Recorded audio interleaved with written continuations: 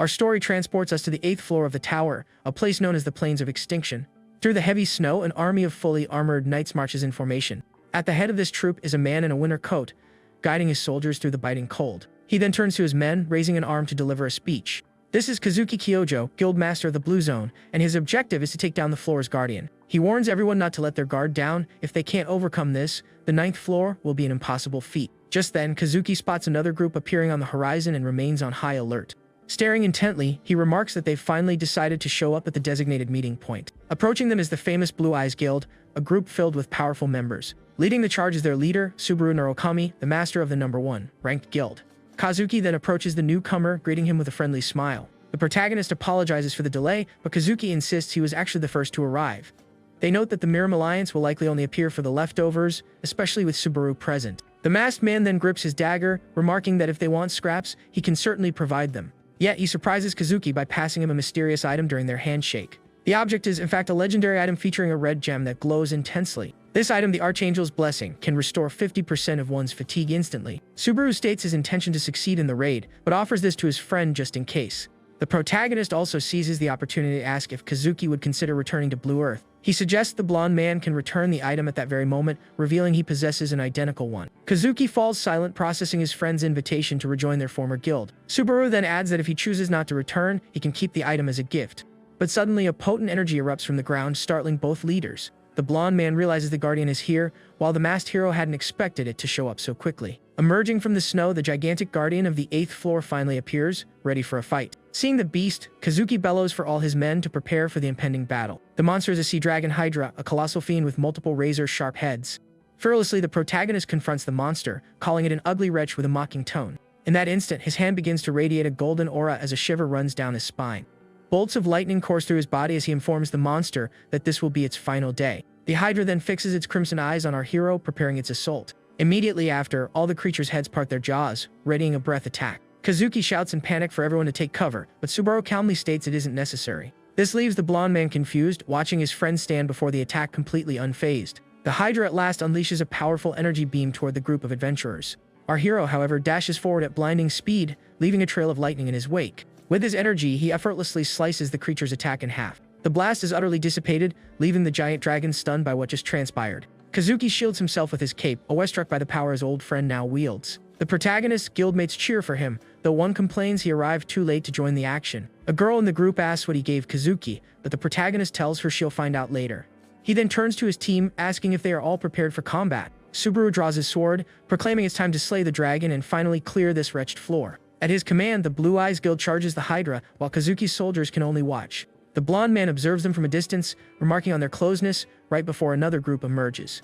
A man approaches the Miram Alliance leader, informing him that the soldiers are in position. Kazuki overhears their leader wondering aloud if they should also begin to move. In response, one of the Alliance's hooded members wishes the group good luck in the battle. The Blue Zone Guildmaster's expression turns serious, a hint of suspicion in his eyes. Meanwhile, the healer on Subaru's team readies herself to support her comrades. The protagonist's guild charges forward with full force, each member targeting a different head of the hydra. The camera focuses on one of the creature's heads, poised to snap at anyone in its path. A girl leaps to attack, but her partner warns her against rushing in recklessly. He proceeds to block an attack from one of the hydra's heads with his dagger, facing it up close. The young man then severs the monster's head with ease, declaring the fight a piece of cake for them. Another member freezes one of the heads, complaining about how stressful the battle is. A different member, Toshiya, appears with a grin and challenges his colleague to a competition. He proposes a wager to see who can inflict more damage on the floor boss. Toshiya then unleashes a powerful red energy blast, causing the creature's head to explode. Another comrade accepts the wager, stating the loser buys dinner as he prepares his own strike. He unleashes a blue energy slash that completely obliterates another of the creature's heads. The healer apologizes to Chino as one of the hydra's heads nearly struck her. But Chino reassures her, telling her comrade to maintain the barrage of attacks. With that, the girl conjures an enormous pink energy barrier to shield everyone on the field. In that moment, Kazuki appears behind the healer, calling out Chino's name. He taunts her, asking if she can possibly block the attack he's about to unleash. The girl is in total shock, her mouth wounded, unable to process what is happening. Kazuki grabs her from behind with a dagger, stating their problem is their overwhelming arrogance. Desperately, the girl screams for Subaru, who observes the scene with a grim expression. The traitor releases the girl, who crumples to the ground, drained of strength from her injury. The blonde man stands before her with a victorious smirk, his weapon still in hand. Our protagonist's eye flares with an intense blue light, showcasing his unbridled fury. Kazuki glares at the masked man, warning him that this is no time to look away from the main fight. The protagonist wonders why Kazuki would do this just as the Hydra materializes behind him. A system message appears, stating he was chosen by the tower for a purpose.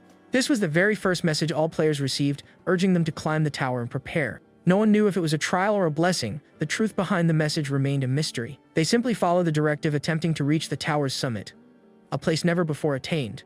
People from countless worlds and different dimensions gathered, each with their own mission. Back in the present, the remains of the Hydra's heads lie scattered across the snowy ground.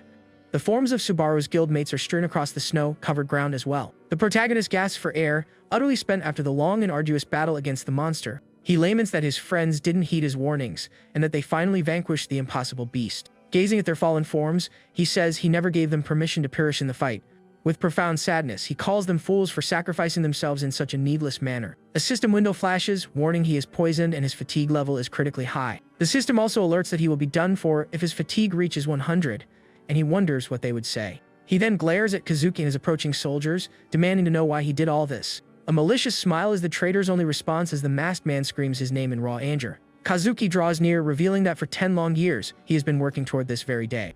He explains this was the only way to overcome him, that he needed to create a diversion. The blonde man adds that our hero's precious guildmates would have interfered with his plans. With fury blazing in his eyes, he shouts that Subaru has no idea how everything he received was a torment. It's for that reason, the blonde man says, that he chose him above all else. That's the entire story. The traitor then remarks it's a shame things came to this, but the end is drawing near. With a smirk, he tosses the item into the air, declaring he no longer needs to return it. He turns and tells the protagonist not to be sad, assuring him he will go down as a hero in history. With a mocking smile, the masked man retorts that even at the end, he only hears what he wants to hear. Kazuki then turns and departs with his army, leaving the protagonist utterly alone. The hero knows that at this point, his life is beyond saving and accepts his fate. But that doesn't mean he's just going to surrender and go down without a fight. Kazuki is stunned by the stubbornness of his former friend, who refuses to give in. The protagonist then rises, holding a legendary item that generates an incredibly powerful win. The traitor wonders aloud how it still has charges, to which Subaru shouts he would never tell him. The system window indicates that 4 uses remain. He can use it 4 more times. In that moment, he realizes 4 survivors from his beloved Blue Eyes Guild are still standing. At least they managed to pull through, and our hero uses the item to whisk them away from the scene. A powerful gust of wind carries the 4 remaining members far from the battlefield's danger. Kazuki panics, yelling for his men to pursue them and ensure no one escapes. The Muram Alliance mobilizes to capture the fleeing survivors. Its purpose served, the legendary fan drops into the snow as the protagonist braces himself. A confident smile spreads across his face as the masked man declares they're not going anywhere. Raising an arm crackling with lightning, he warns that everyone there will stay with him until the very end. His fatigue climbs to 95, severely restricting his ability's duration. Yet he activates his transformation, unleashing a brilliant explosion of golden energy across the field. Kazuki glares at him, calling him a stubborn wretch for continuing to fight in such a state. The hero then drives a dagger into himself and his fatigue climbs to 96. He doesn't know what kind of reward they were promised, but he hopes they're ready to pay the price. With his sword in hand, he warns them they must be prepared to pay with their very lives. From this point forward, no one leaves without his say-so. One of the soldiers, terrified by the situation, cries out that at this rate, they're in serious trouble. Seeing no other choice, the soldiers decide it's all or nothing and charge the hero. The protagonist begins to battle multiple enemies at once in a truly intense clash. He thinks to himself that, ordinarily, these aren't the types he'd lose to in a fair fight. But with his body pushed to its absolute limit, he struggles to block the enemy's assaults. He shatters the spear, thinking that if Kazuki were to join the fray, the outcome would be drastically different. His fatigue rises to 97, he realizes the problem now is his crippling exhaustion. The masked man knows he can't drag this fight out much longer as he faces a new opponent. With a swift movement, he dodges and counters the soldier who tried a sneak attack. He takes a blow to the face, and his fatigue climbs to 98, pushing him closer to his end. Even wounded, he refuses to yield and retaliates with all the strength he has left. Suddenly, the protagonist feels a sharp pain in his chest and understands what just happened. A soldier had exploited an opening, managing to pierce the hero's chest with a spear. The weapon clatters to the ground, covered in red liquid as the protagonist is gravely wounded. One soldier celebrates victoriously, shouting that they finally managed to take down Subaru Narukami. But the masked man grabs him, asking with a chilling smile just who he said they had taken down. With that, he unleashes a blast of lightning that strikes all surrounding soldiers simultaneously. Kazuki's men cry out in agony as they are completely scorched by the golden energy. One by one, the soldiers collapse, utterly overwhelmed by the protagonist's fury. To everyone's astonishment, he simply rips the spear from his chest as if it were nothing. After a tremendous effort, the protagonist finally collapses to his knees, drained. The soldiers, relieved, celebrate the hero's fall, wondering if he's finally been defeated. Kazuki stares at the form of his former friend, calling him a monster for all that he's done. The blonde man then reflects on the masked man's downfall, thinking his era ended so unceremoniously. Our hero's fatigue hits 99, and the system warns that his end is imminent. But Subaru rises again, stating that Kazuki, of all people, should have known better. Leaning on the spear, he declares that in the end, the story was never going to finish that way. With a final battle cry, the protagonist proclaims that when all is said and done, he is the one who always wins. His eyes blaze with power as he prepares for one last desperate attack. Kazuki clutches the item he received, remarking that his life is saved, and offers his condolences. But his eyes widen in pure disbelief as he sees the spear hurtling toward him. The weapon strikes him squarely, and the traitor cannot believe this is happening. In his final moments, Subaru thinks to himself that he was the one who won this confrontation. His consciousness fades, replaced by a torturous light and a strange scent in the air. The camera pans to a trash can lid clattering onto the pavement of a dark alley. Suddenly, a young man emerges from the trash can, utterly bewildered by the situation. He glances around and, with a look of disgust, wonders if this place is the underworld. A status screen materializes, informing him his name is now Subaru Hozoi and he is at level 1. All at once, a splitting headache hits him, and blue lightning zaps across his entire body. A few people appear and taunt him, saying that 20 years ago, Subaru Narukami was a total freak of nature. The protagonist is completely floored by this information and has no idea what's going on. He wonders how he could have perished 20 years ago, then realizes this body isn't his own. In sheer desperation, the young man questions if this is all just some horrible nightmare or an illusion. In his daze, he loses his balance and tumbles out of the trash can, knocking a strange device to the ground. Sprawled in the filthy alley, he stares at the mysterious object that landed on the pavement beside him. The young man picks up the device, recognizes it as a player kit, and considers how to use it. Without wasting another second, he uses the device to search for his former guild, the Blue Eyes. The results indicate that the Blue Zone became its successor, carrying on the legacy of the Blue Eyes. Seeing a photo of the traitor, he wonders in disbelief Kazuki actually survived his final attack. He stares at the image of his old friend, who is now older and sports an eye patch. A memory from the past surfaces, Kazuki calling to him, saying he wanted to leave the Blue Eyes. Our hero was taken aback by the news, and the blonde man had asked him to be the one to tell the others. Kazuki offered no clear explanation, only saying that Subaru would understand the reason in time. His friend had reassured him, promising that even after leaving the guild, he would remain his shadow. Years later, he founded the Blue Zone Guild, the very name he had once jokingly used for that shadow. This implies that even after 2 decades, no one has successfully cleared the 8th floor of the tower. Suddenly, he spots a photo of a building and learns it is his memorial, constructed in his honor. Stunned, the young man rushes to the site and confirms the building is indeed a memorial dedicated to him. He has to admit, the place is far more impressive than he ever could have imagined. Inside, behind a glass display, he finds his old iconic mask, the one he wore into battle. Exploring his own memorial, he sees a massive hologram of himself being admired by crowds of people. The protagonist wonders what the point is of everyone remembering him after all this time. He also questions who orchestrated all of this and for what specific purpose. Gazing at the projection of his former self, he still can't comprehend the reason for any of it. A holographic recording then begins to play, a voice declaring that he was a role model for all. The voice continues, stating he was the guild's hero and the man who came closest to the tower's summit. The hologram then explains that, together with his comrades, they created the memorial in his memory. Our protagonist is utterly dumbfounded, unable to believe what he's hearing. The holographic voice then reveals it was they who established this memorial hall. Seething with anger, the young man grits his teeth as the full revelation finally sinks in. The hologram reveals Kazuki, who proclaims that Subaru and the Blue Eyes are no more. The traitor announces that the Blue Zone has inherited their spirit, and our hero screams for him to be quiet. He yells that if Kazuki wasn't satisfied with his demise, he will gladly live up to his expectations. The recording asserts they will never return, but the protagonist promises that he can just wait. The video concludes with the blonde man saying they will never be forgotten, as the hero remembers everything. Filled with rage, he punches the hologram, vowing to rewrite this memory from the ground up. With grim determination, he swears he won't let the traitor get away with this lie a second time. The young man then turns, promising not to squander this second chance he's been given. But as he exits the building, he bumps into a boy who falls to the ground, crying out in pain. Concerned, he rushes to the boy's side, asking if he's alright while helping him to his feet. The protagonist freezes in complete shock when he sees the boy he just knocked over. The boy then picks up a mask from the ground, identical to the one he wore in his past life. Just then, the boy's parents arrive, asking if Minato is okay as our hero helps him up. To his amazement, he notices the boy's parents are also wearing replicas of his mask. Utterly bewildered, he backs away from the family, trying to make sense of what is happening. The young man rubs his eyes hard, still unable to believe what he's witnessing. With a bead of sweat tracing down his face, he remains stunned by the bizarre scene before him. It's then he realizes that every single person in the memorial is wearing a mask identical to his old one. At that moment, he recalls Kazuki's words, saying it was a shame it had come to this. The memory continues with the traitor saying he would remain a hero in history even in his passing. The protagonist finally grasps what his former friend meant by those words back then. With his eyes glowing with rage, he grinds his teeth and whispers the traitor's name with pure hatred. Without a second thought, the young man begins sprinting through the hall, weaving through the crowd. He finally reaches a large mourning altar adorned with his portrait and countless flowers in his honor. Looking at it, he wonders if this is all just a performance for Kazuki to steal his glory. The truth finally dawns on him, and his eyes widen at the terrible, shocking reality of the situation. Suddenly, a blue light begins to shine brilliantly from among the white flowers on the altar. His gaze is irresistibly drawn to the mysterious glow, and he focuses on the object emitting it. The young man begins shouldering his way through the crowd, trying to get closer to the altar to see the object. But the crowd grows irritated, shouting for him to be careful and wait his turn in line like everyone else. He finally breaks through and kneels before the altar of white flowers. The young man then reaches into the blossoms and retrieves the glowing object that was hidden there. To his surprise, he sees a luminous chrysanthemum flower and recognizes the name Shigeru Asajiri. Far away atop a skyscraper, two hooded figures observe the city from above.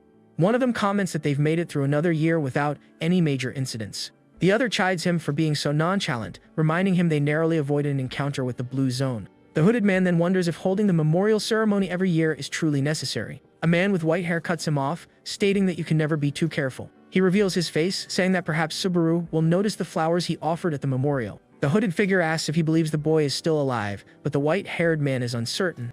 He remarks that Kazuki will likely find them before they can find the protagonist. Angrily, the hooded figure exclaims that if Subaru were alive, they wouldn't have just stood by. The scene cuts to a gorgeous sunset, with numerous birds soaring freely across the orange sky. Back in the present, our hero gasps for breath, the chrysanthemum flower clutched in his hands. He wonders if the girl he knew in his past life could really still be alive. Flower in hand, the young man starts running through the forest, his mind racing to process the information. He clutches the flower tightly, calling out Shigeru's name with a heart full of hope. The scene then shifts to the simple room that the body's previous owner had used. The protagonist searches for information on the blue eyes but finds no results on his device. Nevertheless, he is certain that Shigeru is alive and resolves to do whatever it takes to find her again. In his room, he reasons that Shigeru must be alive, but has been in hiding for 20 long years. He suspects Kazuki is at the root of everything, and knows the man wouldn't let anyone escape if he knew the truth. The young man recalls sending 4 comrades away to safety, but doesn't know if all of them survived. He knows that as long as Kazuki is alive, any attempt at contact would be a suicide mission. Glancing out the window, he recognizes his own powerlessness. Forcing his way would only paint a target on his back. His first priority must be to find a way to reclaim his former power. With a look of sheer determination, the young man vows to regain his strength for the sake of his revenge. Drawing on the memories of Subaru Hosoi's body, he finds a sword to begin his training. 2 days later, the tutorial to become a player finally commences and he is prepared. Wielding the sword, he knows that if he can survive this ordeal, he might just have a chance. He believes that as long as they are both alive, a reunion is possible someday. The scene shifts to the tutorial examination hall, where a man stands surrounded by fallen creatures. A bald man with a white mustache named Hugo observes the scene, arms crossed. The participant pants for breath, encircled by the bodies of the goblins he defeated. Hugo approaches the young man, noting that he barely scraped by, but it was sufficient. The instructor then asks if he wants to attempt the next step, leaving the young man confused. A system window explains that for each step an additional goblin appears, offering greater rewards. The young man panics and declines the offer, calling it madness to face 3 at once. He asks if he still passed the test, and in a flash of light his body vanishes from the hall. Hugo laments having to pass a coward like that in his qualification exam.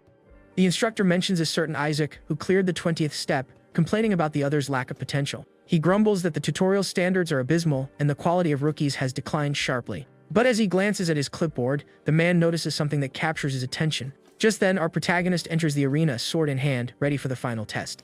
The instructor reads the young man's name, commenting that it's a heavy burden to bear. He then warns the young man that it will only be worthwhile if he can clear the upcoming test. With everything set, the system finally begins to spawn monsters for our hero's challenge. 2 goblins materialize in the arena. The protagonist's goal is to defeat both creatures. Hugo barely finishes his command for the tutorial to begin when something astonishing happens before his eyes. The protagonist moves in a blur, taking down both goblins in a single fluid motion. The instructor is stunned, wondering if something just whizzed past him in that instant. The monsters' bodies hit the floor as the young man returns to his starting position. With a smirk, he thinks that spending 2 days testing this body's limits was the right call. He realizes the body he awoken is actually quite exceptional for a mere rookie. The system asks if he wishes to proceed to the next step, and he accepts without a moment's hesitation. The young man's decision leaves instructor Hugo utterly dumbfounded by his audacity. Meanwhile, the head of one of the goblins rolls to a stop right at the exam instructor's feet. He looks toward the arena and sees a growing pile of goblin bodies, wondering what is happening. In a flash, we see our hero defeating wave after wave of monsters without pause. The instructor recognizes that the young man isn't just swinging his sword blindly. The instructor perceives that the young man is reading his enemy's movements 2 or 3 steps ahead. He admits to himself that this is beyond mere swordsmanship. Not even he can fight like that. With a confident smile, the protagonist continues his deadly dance against the creatures. Hugo is so astonished he begins to think the young man might be the reincarnation of the legendary Subaru Narukami. Giving the monsters no quarter, he continues his slaughter with precise and fatal strikes. One by one, the goblins fall before his blade as he clears the arena with incredible ease. The system informs him he has cleared step 49 and asks if he wants to face the boss. Though panting and wary, the protagonist accepts the final challenge without any hesitation. At that, the arena floor begins to tremble and fracture with a mysterious bluish energy. The tremor intensifies and the ground shatters completely from a devastating force erupting from below. From the rubble, a gigantic, shadowy hand emerges, much to the exam instructor's horror. Hyuga panics, shouting for him to stop, insisting he's not Narukami and will be finished if he continues. The final boss is a colossal goblin king, flanked by a horde of minions ready for battle. The system warns that, feeling the sacrifices of the other goblins, the king is now enraged. The instructor desperately yells for the young man to give up, calling a fight against the Goblin King madness. Hyuga warns him the difference in stats is immense and that this fight is a complete suicide mission. The protagonist knows that with his current stats, he can't inflict much damage on the monster. But even with this knowledge, he has absolutely no intention of backing down from the final battle. With a grim expression, he simply refuses to yield and lets his sword drop to the ground. The weapon lies on the stone floor as the hero prepares to fight in an entirely new way. The instructor panics, wondering why he'd drop his weapon and if he's lost his mind. The Goblin King charges with its giant axe, aiming to crush the protagonist with all its might. But the young man throws a small dagger that strikes the monster's belly, dealing minimal damage. The Goblin King halts its attack, looking down at the dagger in its gut with a puzzled expression. The creature glares at the young man with its crimson eyes as a drop of sweat traces down his face. It then sees our hero bending down to pick something up from the ground near the fallen minions. With a confident smirk, the young man reveals several poisoned daggers, asking if the monster is surprised. He then proposes a wager to see which one of them can take down the other first on the battlefield. With an intimidating gaze, he asks if he should turn into a pincushion first with his daggers. Without waiting for an answer, the protagonist begins launching poisoned daggers at the Goblin King. The creature bellows in pain as the daggers strike its eyes, leaving it completely blinded. The Goblin King writhes in agony, trying fruitlessly to pull the daggers from its eyes. The monster is pelted by a shower of daggers that mercilessly pierce its entire body. With its vision gone, the creature swings its axe blindly, hitting nothing but air. Our hero dodges the blow and leaps onto the monster's axe to close the distance. The young man readies himself for the finishing blow while the Goblin King fumbles to find him. A memory from the past surfaces, showing the protagonist practicing dagger throws at a tree. He hurls the dagger with great force but narrowly misses the target, the weapon embedding itself in the tree. A woman named Rina scolds him, telling him he can't throw the daggers that way. Back in the present, our hero recalls the words of his former mentor. She had explained that anything could become a throwing weapon if you understood its center of gravity. Using only a pen, she had hit the dead center of a target with flawless precision. The target was completely obliterated by the impact of the object, which had been thrown with immense force. The Goblin King groans in pain as the poison from the daggers begins to course through its body. Riddled with wounds and poisoned, the giant creature finally starts to lose its strength. The protagonist muses that power is proportional to rotational force and precision to hesitation. With a confident smile, he adds that this was what Miss Rina had taught him long ago. Hyuga watches dumbfounded, thinking he just used a fundamental mechanic to achieve victory. The instructor realizes the young man employed not just swordsmanship, but also expert throwing techniques. Impressed, he calls the young man a genius, then wonders if even that word is sufficient. The Goblin King roars in fury and attempts another attack, but its strength is fading fast. With no more power to fight, the colossal monster finally collapses to the ground, utterly defeated. Our hero then approaches and retrieves his sword from the arena floor. He tells the monster he holds no grudge, but that he must finish the job. With a swift and precise motion, he ends the creature with a decisive strike to the neck. A system window announces he has defeated the Goblin King and successfully cleared the challenge. The system also congratulates him for being the first to ever clear the tutorial's 50th step. Exhausted, he thinks it was only the tutorial and complains about them using such a powerful monster. He levels up, gaining numerous rewards like credits and achievement points. The protagonist is astonished to discover he has unlocked a tutorial shop he's never seen before. Exploring the shop, he sees that item prices range from 5 to 200 points. But suddenly, one particular item at the end of the list catches his eye, leaving him astounded. The young man finds a rare demonic sword that drains HP to boost attack power. The item is incredibly tempting, but his lightning ability also consumes HP, creating a major problem. In the shop, he also finds a holy sword that reduces the user's fatigue build up in combat. The young man is now torn between prioritizing destructive power or safety and endurance. He knows he must spend his initial points wisely, and neither option seems perfect. But while pondering his difficult choice, he notices something new on the tutorial shop screen. The young man discovers he can scroll down to find even more items available for purchase. He then finds a skill called Wedge of Greed, which suppresses negative side effects. The protagonist is in disbelief. He has never encountered a skill with an effect like that before. He realizes the skill could nullify the drawbacks of both the demonic sword and his lightning ability. Without a second thought, he purchases the skill and the demonic sword, deciding it's a risk worth taking. The instructor observes him, commenting that he chose the sword as the young man tests their synergy. Hyuga praises his choice but admits that as a supervisor, he can't comprehend the young man's decision. The instructor questions his choice of skill, as it doesn't appear to be very useful or efficient. The protagonist gets irritated, asking if the old man expects him to explain every single detail. Hyuga becomes serious and demands an explanation, causing the young man to suddenly stammer in formal speech. The old man coughs and lets the matter go, but the protagonist now recalls the name Hyuga from his past. He then remembers that runny-nosed brat grew up to become an exam supervisor. A memory from the past surfaces, showing a young, flustered Hyuga asking him for an autograph. The old Subaru in his mask replies that he doesn't do autographs, leaving the boy deeply disappointed. The boy insists, asking him to just write his name, and introduces himself to the hero as Hiroto. Back in the present, the instructor complains about the young man's etiquette, but he retorts about his bald head. Our hero refuses to answer, instead asking the instructor to maintain the exam's confidentiality. Hyuga gets annoyed, stating that if necessary, he'll teach him the manners he lacks from scratch. The old man then invites him to the Shively Guild, but the protagonist declines and turns to leave. The system asks if he wishes to proceed to the second floor, and the young man accepts, ignoring the invitation. As he begins to teleport, the instructor desperately shouts for him to wait and stop. The old man is disappointed by the young man's attitude, lamenting his stubbornness. The protagonist's body materializes in a new location, finally arriving on the next floor. He arrives on the second floor in the Land of Beginnings, a bustling city filled with vendors. With a serious expression, he surveys the city, thinking that he has finally returned to this place. He reflects on how he was given a chance that almost no one ever gets in life. Now he has a second opportunity to try and do things differently, to do them better. Running through the city, he vows to handle everything in a better way than before. He remembers his fallen comrades and swears vengeance for the tragic end they all met. The protagonist then heads to a private training room to test out his new abilities. Inside, a man asks which floor he came from, and the young man replies that he just arrived. The receptionist then directs him to training room number 1, informing him there's a dummy inside. But to the man's surprise, our hero states he will be using room number 5. The receptionist advises against it, saying it would be a waste of money for him. The young man appreciates the concern but insists on using the room for 30 minutes and pays the fee. The higher the room number, the more challenging the training, with various types of trials. For a new player without proper gear, being looked down upon by others is to be expected.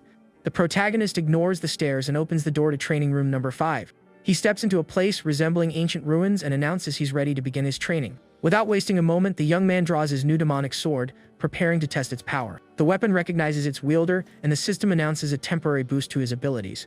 But the sword drains his HP and MP, and he feels a sharp pain as he grips the blade. The Wedge of Greed activates, resisting the sword's effect and restoring some of his HP. However, the ability fails to fully resist, and his fatigue increases slightly in the process. The sword begins to absorb his HP, and his abilities grow in proportion to the life lost. With blood trickling from his mouth, he wonders if this is his limit and if he can't endure more. But he tells himself it's still within expectations and spends 10,000 credits to upgrade his skill. The Wedge of Greed is now at level 2 and requires 20,000 credits for the next level. The ability now resists the sword's effect with partial success, bringing him some relief. He then drives the sword into the ground with force, testing the new level of power he's attained. The system warns that the weapon is consuming his HP, and his abilities are increasing even further. With a look of pure satisfaction, the young man realizes his plan has finally succeeded. With a single leap, he prepares to unleash the full might of his new and powerful demonic sword. The young man declares it's time to test his strength and begins an intense training session in the room. Meanwhile, at the reception desk, the old employee dozes off, bored, at his wooden table. But suddenly, a deafening noise jolts him awake, and he wonders what could have happened. Sleepily, the man rubs his eyes, questioning if he's still dreaming or if the sound was real. In that moment, he sees the silhouette of our hero exiting the room, leaving a trail of destruction behind. The receptionist remembers the young man and realizes not even 10 minutes have passed since he went inside. Concerned for the young man, the old man hurries to the door of room 5 and knocks to check if everything is all right. When there's no response, he decides to open the door carefully to peek at what happened inside. The man is then left utterly speechless, his jaw dropping at the scene he discovers in the room. The entire place is completely demolished, with weapons and monster parts strewn across the floor. Far away in a room, our protagonist awakens to sunlight streaming across his face. He stretches, wondering how long he slept, as his body still feels incredibly stiff. The young man thinks that if it were a standard cursed sword, he wouldn't have escaped so lightly. He successfully extracted the sword's power, and the physical toll of the training was greatly reduced. Now, however, he's facing a shortage of funds and laments how far he's fallen after everything. A man with cat ears arrives, hosting a live stream about the latest trendy gear for newcomers. A viewer named Alexander donates 1,000 credits, and the streamer celebrates the generous gift. But someone bumps into him, spilling coffee on his face, and he thanks them with biting sarcasm. The protagonist observes the scene from a distance, wondering if that guy is completely unhinged. He then remembers that earning money is the most effective path to revenge and watches the streamer. On his device, he reads news about the PvP era and how 1 in every 3 players now streams. He realizes that's what the man was doing, and suddenly he hears someone call out Subaru's name. A young man with blonde hair and stylish clothes appears, asking if he also managed to ascend. The newcomer approaches, saying it's wild to run into each other here, and asks if he lives nearby. Our hero's body has a strange reaction, and he realizes they did not have a good relationship. The blonde man sits down, telling him not to be ignored, and the protagonist feels an odd sense of unease. With a trembling hand, he replies that he does and has just arrived on the second floor of the tower. With a surprised grin, the young man leans in, commenting on how astonishing that is to him. He then scoffs, saying he never imagined a weakling like him would make it past the tutorial. The blonde man continues his taunts, saying he assumed a goblin would have finished him off in the arena. Our hero's expression turns grim and angry as he finally recalls the young man's name, Isaac. A memory surfaces, the body's previous owner being beaten, asking what he did to deserve it.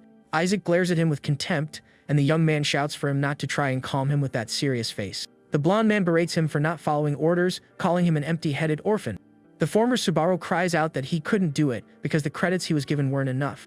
Isaac strikes him squarely across the face, shouting at the trash to just obey and not talk back. He then picks up a box, remarking that it suits the young man and will be his new home from now on.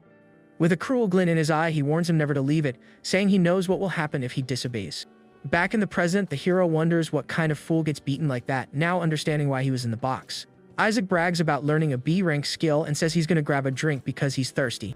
The protagonist then finishes his own drink and declares that he's leaving, but the blonde man stops him, telling him to buy him a coffee on his way back. Seeing Subaru's hesitation, he grows irritated, calling him as disobedient as ever. With red-rimmed eyes, he asks what's wrong, wondering if his soul was swapped with another. The young man stands up, says he has no credits, and tells Isaac to buy his own coffee. In a serious, intimidating tone, the blonde man simply orders the young man to sit back down. But the protagonist thinks he has no time for this person's vendetta unless it interferes with his own. Just then, our hero's eyes widen in surprise at Isaac's sudden action. The blonde man grabs his arm forcefully, preventing him from leaving their table. With a furious look, he asks if the young man wants to see what happens to runaway trash. But the protagonist stares back, telling him to let go if he knows what's good for him. Everyone in the vicinity watches the two young men's confrontation, unsure of what is happening. Isaac's fury intensifies, and he shouts at him not to be so cocky, calling him by his name. The hero knows he can't make a scene here, creating a disturbance will only make things worse.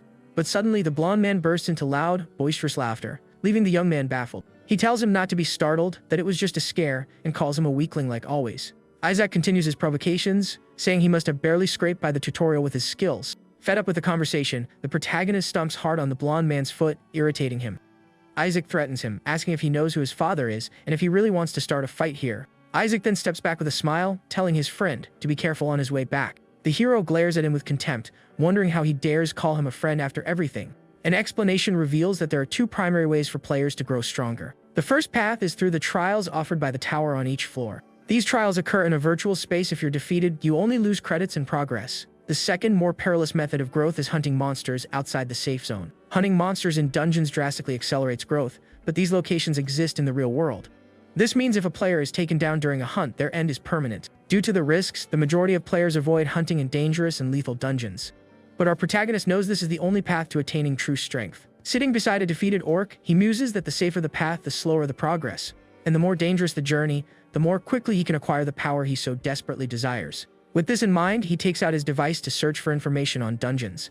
But he ends up stumbling upon a live stream of a player on the 4th floor of the tower. The streamer is named Narukami Subaru and wears a mask identical to the one he used to wear. The young man waves to his 80,000 viewers, announcing he's about to start the floor's trial. The protagonist wonders just how many people are using his name and mask to chase fame. Suddenly, a mission for 20,000 credits pops up on screen, and the streamer thanks the donor. Our hero is shocked to see a mission with such an astronomical reward. Several other high-value missions appear on screen, leaving the young man quite surprised. The streamer expresses his gratitude for the support and promises to clear the trial with the help of the donations.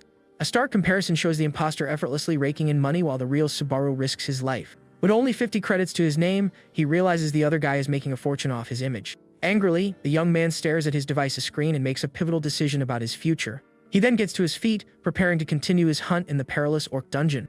With a smirk, he pulls his sword from the monster's body, saying he has one more job to do. In that moment, a horde of orcs with glowing red eyes emerges, ready for combat. The system announces that the dungeon boss, an orc general, has finally appeared for battle. He faces the monsters, stating that this time, he has something far better than a poison needle. With that, he activates his demonic sword and the skill that boosts his power with minimal risk. The protagonist declares he has no time to waste on trash and kicks one of the monsters in the face. In the blink of an eye, he charges forward, dispatching several orcs with swift, precise attacks. He then leaps toward the boss, who is startled by the sheer speed of the young man's assault. With a determined gaze and eyes glowing red, he prepares for the finishing blow. The system then announces that the Whispering Orc's Nest dungeon has been successfully cleared. Back in his room, he holds his old mask, saying it's time to wear it again. Looking in the mirror, he remarks that he now understands how streamers manage to earn money. He then dons the mask, deciding that if he's going to do this, he'll give it everything he's got. With the mask on his face, he stares at his reflection, ready for whatever comes next. He exits the room, declaring that in the end, he is the one true Subaru Narukami. A notification appears Narukami Subaru has started a new live broadcast. The scene shifts to a modern office within the Southern Entertainment Company.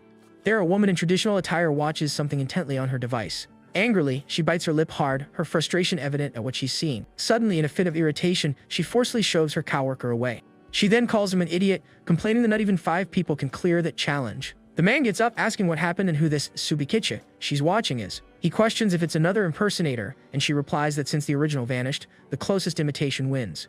The young man complains that everyone is cosplaying as Subaru, and she reminds him it's how they make a living. She grows irritated, saying they know nothing because even players find the tower monotonous. The woman then asks why he abandoned the tower to work in a place like this. In silence, she stares at her device and answers that she quit simply because it was boring. She accuses him of quitting too, but he counters that he left due to lacking a specific skill. He thinks to himself that he only climbed to meet Subaru, and upon seeing something on the screen, he is utterly shocked. The man shouts that he's found an incredible kid, and his partner asks what he's discovered.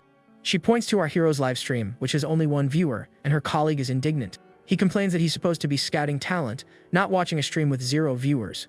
The woman explains that whenever she sees someone in that mask, she can't help but feel a glimmer of hope. She then donates 1,000 credits to the young man, and her colleague drops to his knees, begging forgiveness for his doubt. Back in the dungeon, the system announces the start of the second floor's first trial. His mission is to clear the Dungeon of Beginnings, and he doesn't seem particularly nervous about the challenge. However, he admits the feeling of being watched puts him under a bit of pressure. On screen, a viewer asks which floor he's on and if this is his first time. The masked man then approaches the device and confirms that this is indeed his first challenge. The viewer advises him against streaming if he's unfamiliar with the place, as it could be dangerous. Suddenly, a one-eyed bat monster appears and swoops in to attack our hero. But he snatches it out of the air with one hand, and the creature screeches in pain from the grip. With a swift motion, he crushes the monster, which disintegrates into pieces before him. He earns an achievement point and asks the chat if that posed any problem. The camera reveals the large cavern where he must defeat monsters to proceed. The live stream now has 3 viewers, one of whom praises the protagonist's insane reflexes. The first viewer comments that second-floor streamers tend to give up quickly. The hero appreciates the advice not to be greedy but states that for him, that isn't possible. He then reveals his preference for facing challenges solo, leaving the viewers stunned. As he walks, he thinks that simply using the name Subaru effortlessly draws in an audience. A fish-like monster with legs leaps from the rocks, attempting a surprise attack on our hero. With his demonic sword in hand, he prepares to demonstrate his power to everyone watching. He dispatches the creature with a single slash and declares he'll see just how far he can get alone. The system rewards him with 2 points, leaving the chat bewildered and unsure of what just happened. With no time to rest, a swarm of one-eyed bats descends upon him. With his sword, he cuts down all the monsters in a single precise spinning arc. One by one, the bats plummet to the ground, completely defeated by the masked man's attack. The chat erupts with surprise comments, and the live stream jumps to 10 viewers instantly. He explains that by paying close attention to the sounds, one can predict where the monsters will emerge. The viewers are skeptical, accusing him of lying and insisting he's not a real beginner. The protagonist then replies that if they're so sure, he'll reveal exactly what he's thinking. The chat continues to taunt him, saying he's just trying to ride on Subaru's coattails. But the masked man is unfazed, stating it's still not enough and that he wants more points. The viewers accuse him of rushing ahead without research, warning he'll run into trouble if he continues. He then arrives in a more open area and is confronted by a massive nest of monsters. Countless one-eyed bats blanket the cavern walls, ready to strike at any moment. A giant crimson eye opens in the darkness and fixes its gaze on our protagonist. Suddenly, all the monsters' eyes snap open, their collective stare locked on the young adventurer. The chat descends into panic, declaring him doomed and saying they'll see him on his next attempt. But a mission for 100 credits appears, offering a reward if he defeats them all. The masked man stares at his device's screen, his expression serious and resolved to win. The chat is split between mockery and astonishment at the mission that has appeared on the stream. He then gives his thanks for the 100 credits and braces for the toughest fight of his life. Back at the office, the agent slams his fist on the table in anger and frustration at what he's witnessing. He cries out in despair, complaining that things were going well until the 6th floor, and now he has failed. The agent apologizes for being loud, but his partner remains glued to her screen. An expression of sheer surprise is on her face, her eyes unable to leave the live stream. The young man asks what's wrong and why she suddenly fell silent for no reason. He becomes desperate, saying he has the money to pay her and that the amount wasn't that large. But the woman cuts him off, and with the stream's light reflecting in her eye, says it has nothing to do with that. She then whispers the name Narukami Subaru, and her colleague is shocked she's still watching the stream. With a look of pure amazement, the agent can't believe what just transpired. The masked man has defeated the entire horde of bats, and the agent wonders how many he took down alone. In a blur, the creature's bodies are sent flying by the slashes of his sword. He continues his onslaught, and the chat can't comprehend how a rookie can fight with such skill. The viewers comment that his explanation is useless, and that he is simply incredible. The hero then sheathes his sword, thinking that interacting with the chat is quite challenging. A viewer reminds him to accept the credits, and he realizes he had forgotten to do so. With that, he fumbles with his device, trying to figure out how to claim his reward. But he seems completely lost, and the chat wonders if he's just spinning in circles. With his hand on his head, he wonders aloud how to accept it, and the chat calls him a streaming novice. The viewer guides him on how to accept the mission, and he finally receives the 100 credits. He thanks her for the help and announces that the next part will be the final challenge of this dungeon. Back at the office, the agent yells again as something flies past the building's window. His partner covers her mouth to stifle a laugh, reminding him that he's the one in hot water. The woman asks if he's ever witnessed anything like it, but her partner says she's overreacting. She gets annoyed at his comment and shouts that of course she's having an exaggerated reaction. Just then, the agent becomes completely smitten, remembering Subaru's performance and wondering if it's fate. She gets carried away, suggesting it could be his reincarnation, and her colleague realizes she's losing her composure. The woman feels lightheaded from the situation and asks what would happen if she closed her eyes right now. Her partner yells at her not to do it and questions if she's already considering recruiting him. He points out the young man is a new and solitary streamer, but she shouts that she's already aware of all that. The agent reminds her the boss will be furious and that she was just placing bets a moment ago. With a determined smile, the woman tells him to just wait and see what happens next. She then turns her full attention back to the screen, watching our hero's broadcast. Back in the dungeon, the protagonist finally reaches the end of his long journey. He stops before a large stone wall and announces that this is the dungeon's conclusion. A secret passage grinds open before him, revealing the path to the next challenge. The masked man enters the room, preparing to face whatever awaits him inside. And there he is, the floor boss, the mighty wolf warrior known as Greg. The creature's eyes snap open, releasing an overwhelming pressure, and the chat warns that he is incredibly strong. The system informs him he must earn the warrior's approval to pass through the gate. The hero explains that the wolf isn't a monster but a guardian who judges the players. Suddenly, a new mission appears, offering a substantial reward to defeat the wolf. Our protagonist is taken aback by the offer of 3,000 credits for the monster's head. The chat comments that Greg isn't a monster to be slain, and that he is a formidable opponent. A system window then identifies the creature as Greg, the wolf warrior and guardian of the second floor. With its glowing eyes, the wolf gazes at our hero, recognizing him as a player of the tower. A memory of the past surfaces, showing someone praising Subaru's incredible swordsmanship. The person explains that even when altering the sword's direction, his breathing and focus never falter. He notes it looks like a single strike because the hero anticipates and calculates every one of the enemy's moves. At this, the black-haired young man grows thoughtful as his companion observes him intently. The silver-haired one calls him annoying when the young man claims he isn't thinking of anything special. In cute, chibi forms, they comment that perhaps it's better not being able to do that, as it isn't normal. Back in the dungeon, he explains that the key in combat is to immediately notice anything out of the ordinary. He also reveals that the one-eyed bats invariably attack head-on, without exception. With this in mind, he knows he now needs the Guardian's approval to advance. The wolf then turns to the masked man, asking if he is truly alone in this place. Our hero confirms he is, and the Guardian is surprised by the young man's response. Greg approaches, stating he can smell a great warrior on him, which prompts jokes from the chat. He thinks to himself that warriors of the wolf tribe can sense a unique and special scent. The wolf says he already possesses the qualification to pass, and the hero muses that they see one's essence. Greg opens the passage, declaring the test is over, which the chat calls unfair discrimination. He thinks this never happened in his past life, but then declares his true target is the wolf. The Guardian is confused, asking if he is the target and not the door directly behind him. The protagonist confirms this, explaining someone tasked him with taking him down via a mission on the stream. The wolf understands, commenting that this is to be expected from someone who possesses the soul of a great warrior. The scene then cuts to the Soughton Entertainment office, with the two agents and their boss. With a serious expression, the man begins typing furiously on his computer keyboard. This is John Tail, the department head, and he asks how many viewers the streamer in question has. The blue-haired young man replies that it's around 20 people, but his partner interjects that's not quite right. With a smile, she corrects him, saying the count is now over 30, and calls him an idiot for the mistake. The boss then turns to them and, in a stern voice, asks if they are joking with him. He complains that he knows they were gambling, and that he sent them to find talent, not a stream with 20 viewers.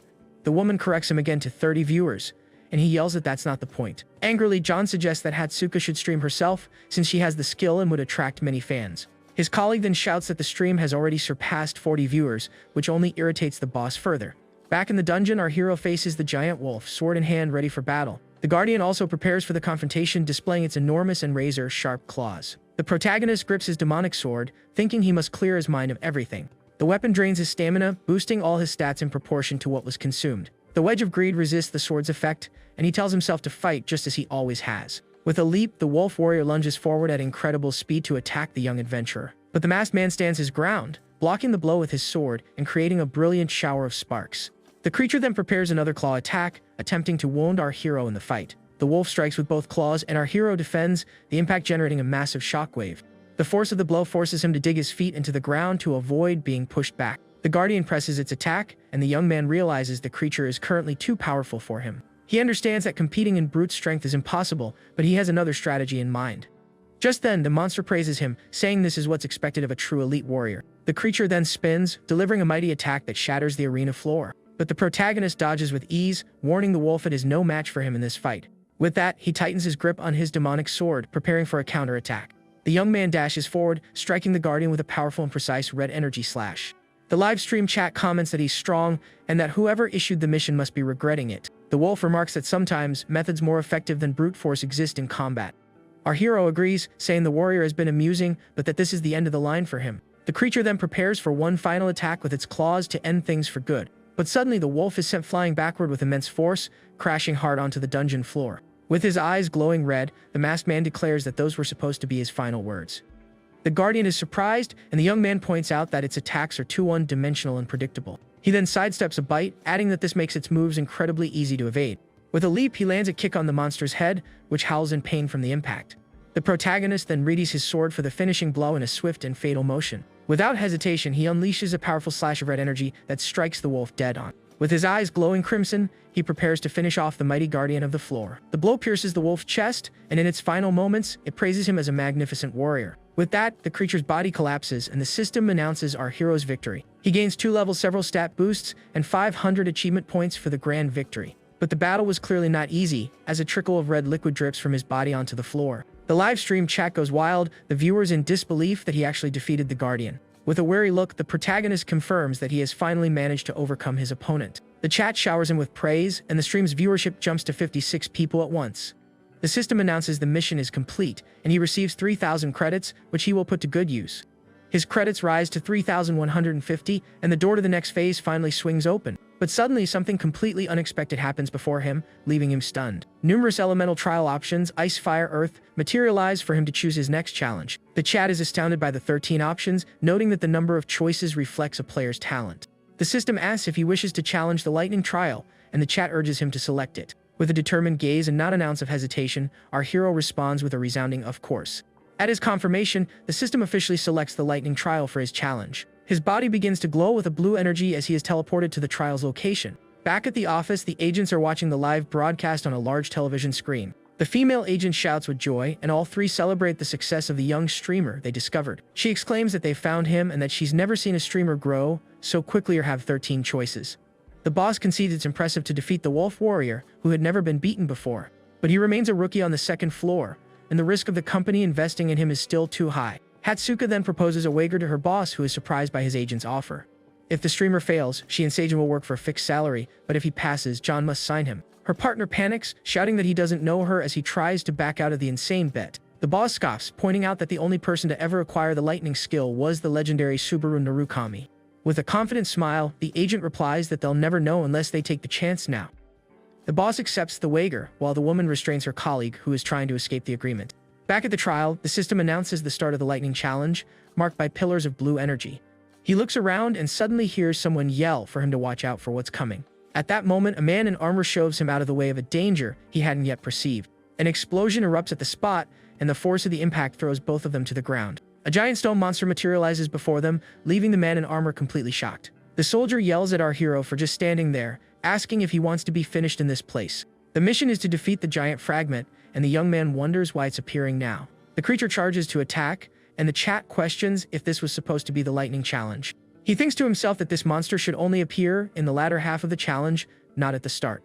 The masked man wonders if defeating Greg altered something, as the giant roars with fury. With a powerful slam of its fist on the ground, the creature creates a shockwave that devastates the surroundings. Our hero evades the blow and sprints toward the giant stone monster. He assesses that the monster is inferior to Greg, while the soldier he saves screams for him to flee. With that, he activates his demonic sword, which consumes life to boost power, while his skill negates the effect. The giant attacks with full force, but our hero stands his ground, parrying with his demonic sword.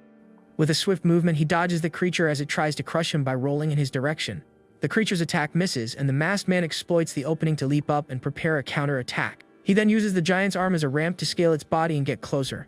With a mighty strike, he hits the monster's head before it can react. The masked man leaps again, leaving a trail of red liquid, and the soldier is stunned by the sight. Without wasting a moment, he runs along the creature's back to strike the weak point on its neck. He then drives his demonic sword into the monster's neck with all the force he can muster. The stone creature groans in pain as the hero relentlessly presses his attack. With an irritated look, he complains that the monster is too loud and readies the final blow. He tells the creature to be quiet for the rest of its life as he prepares for the finishing strike. The giant creature groans in agony as the protagonist ends the fight with a decisive blow. The monster's eyes go dim, and it is finally vanquished by the masked man's sword. The giant's body crashes to the ground, and the system announces he has successfully passed Stage 4. The live stream chat is thoroughly confused, the viewers wondering what Stage 4 even is. Exhausted, he gains 3 levels, several stat boosts, and 4,000 achievement points for the victory. The system also rewards him with 2 items, the giant's heart and the mighty thunder. The soldier is shocked, and the chat realizes he received the rewards for all 4 stages at once. The soldier is stunned by our hero's strength, and the chat comments on the situation in the live stream. Stammering, the man asks what he is, but the masked man simply responds with a question of his own. Covered in grime, he states he came to defeat the giant, a response the chat finds rather vague.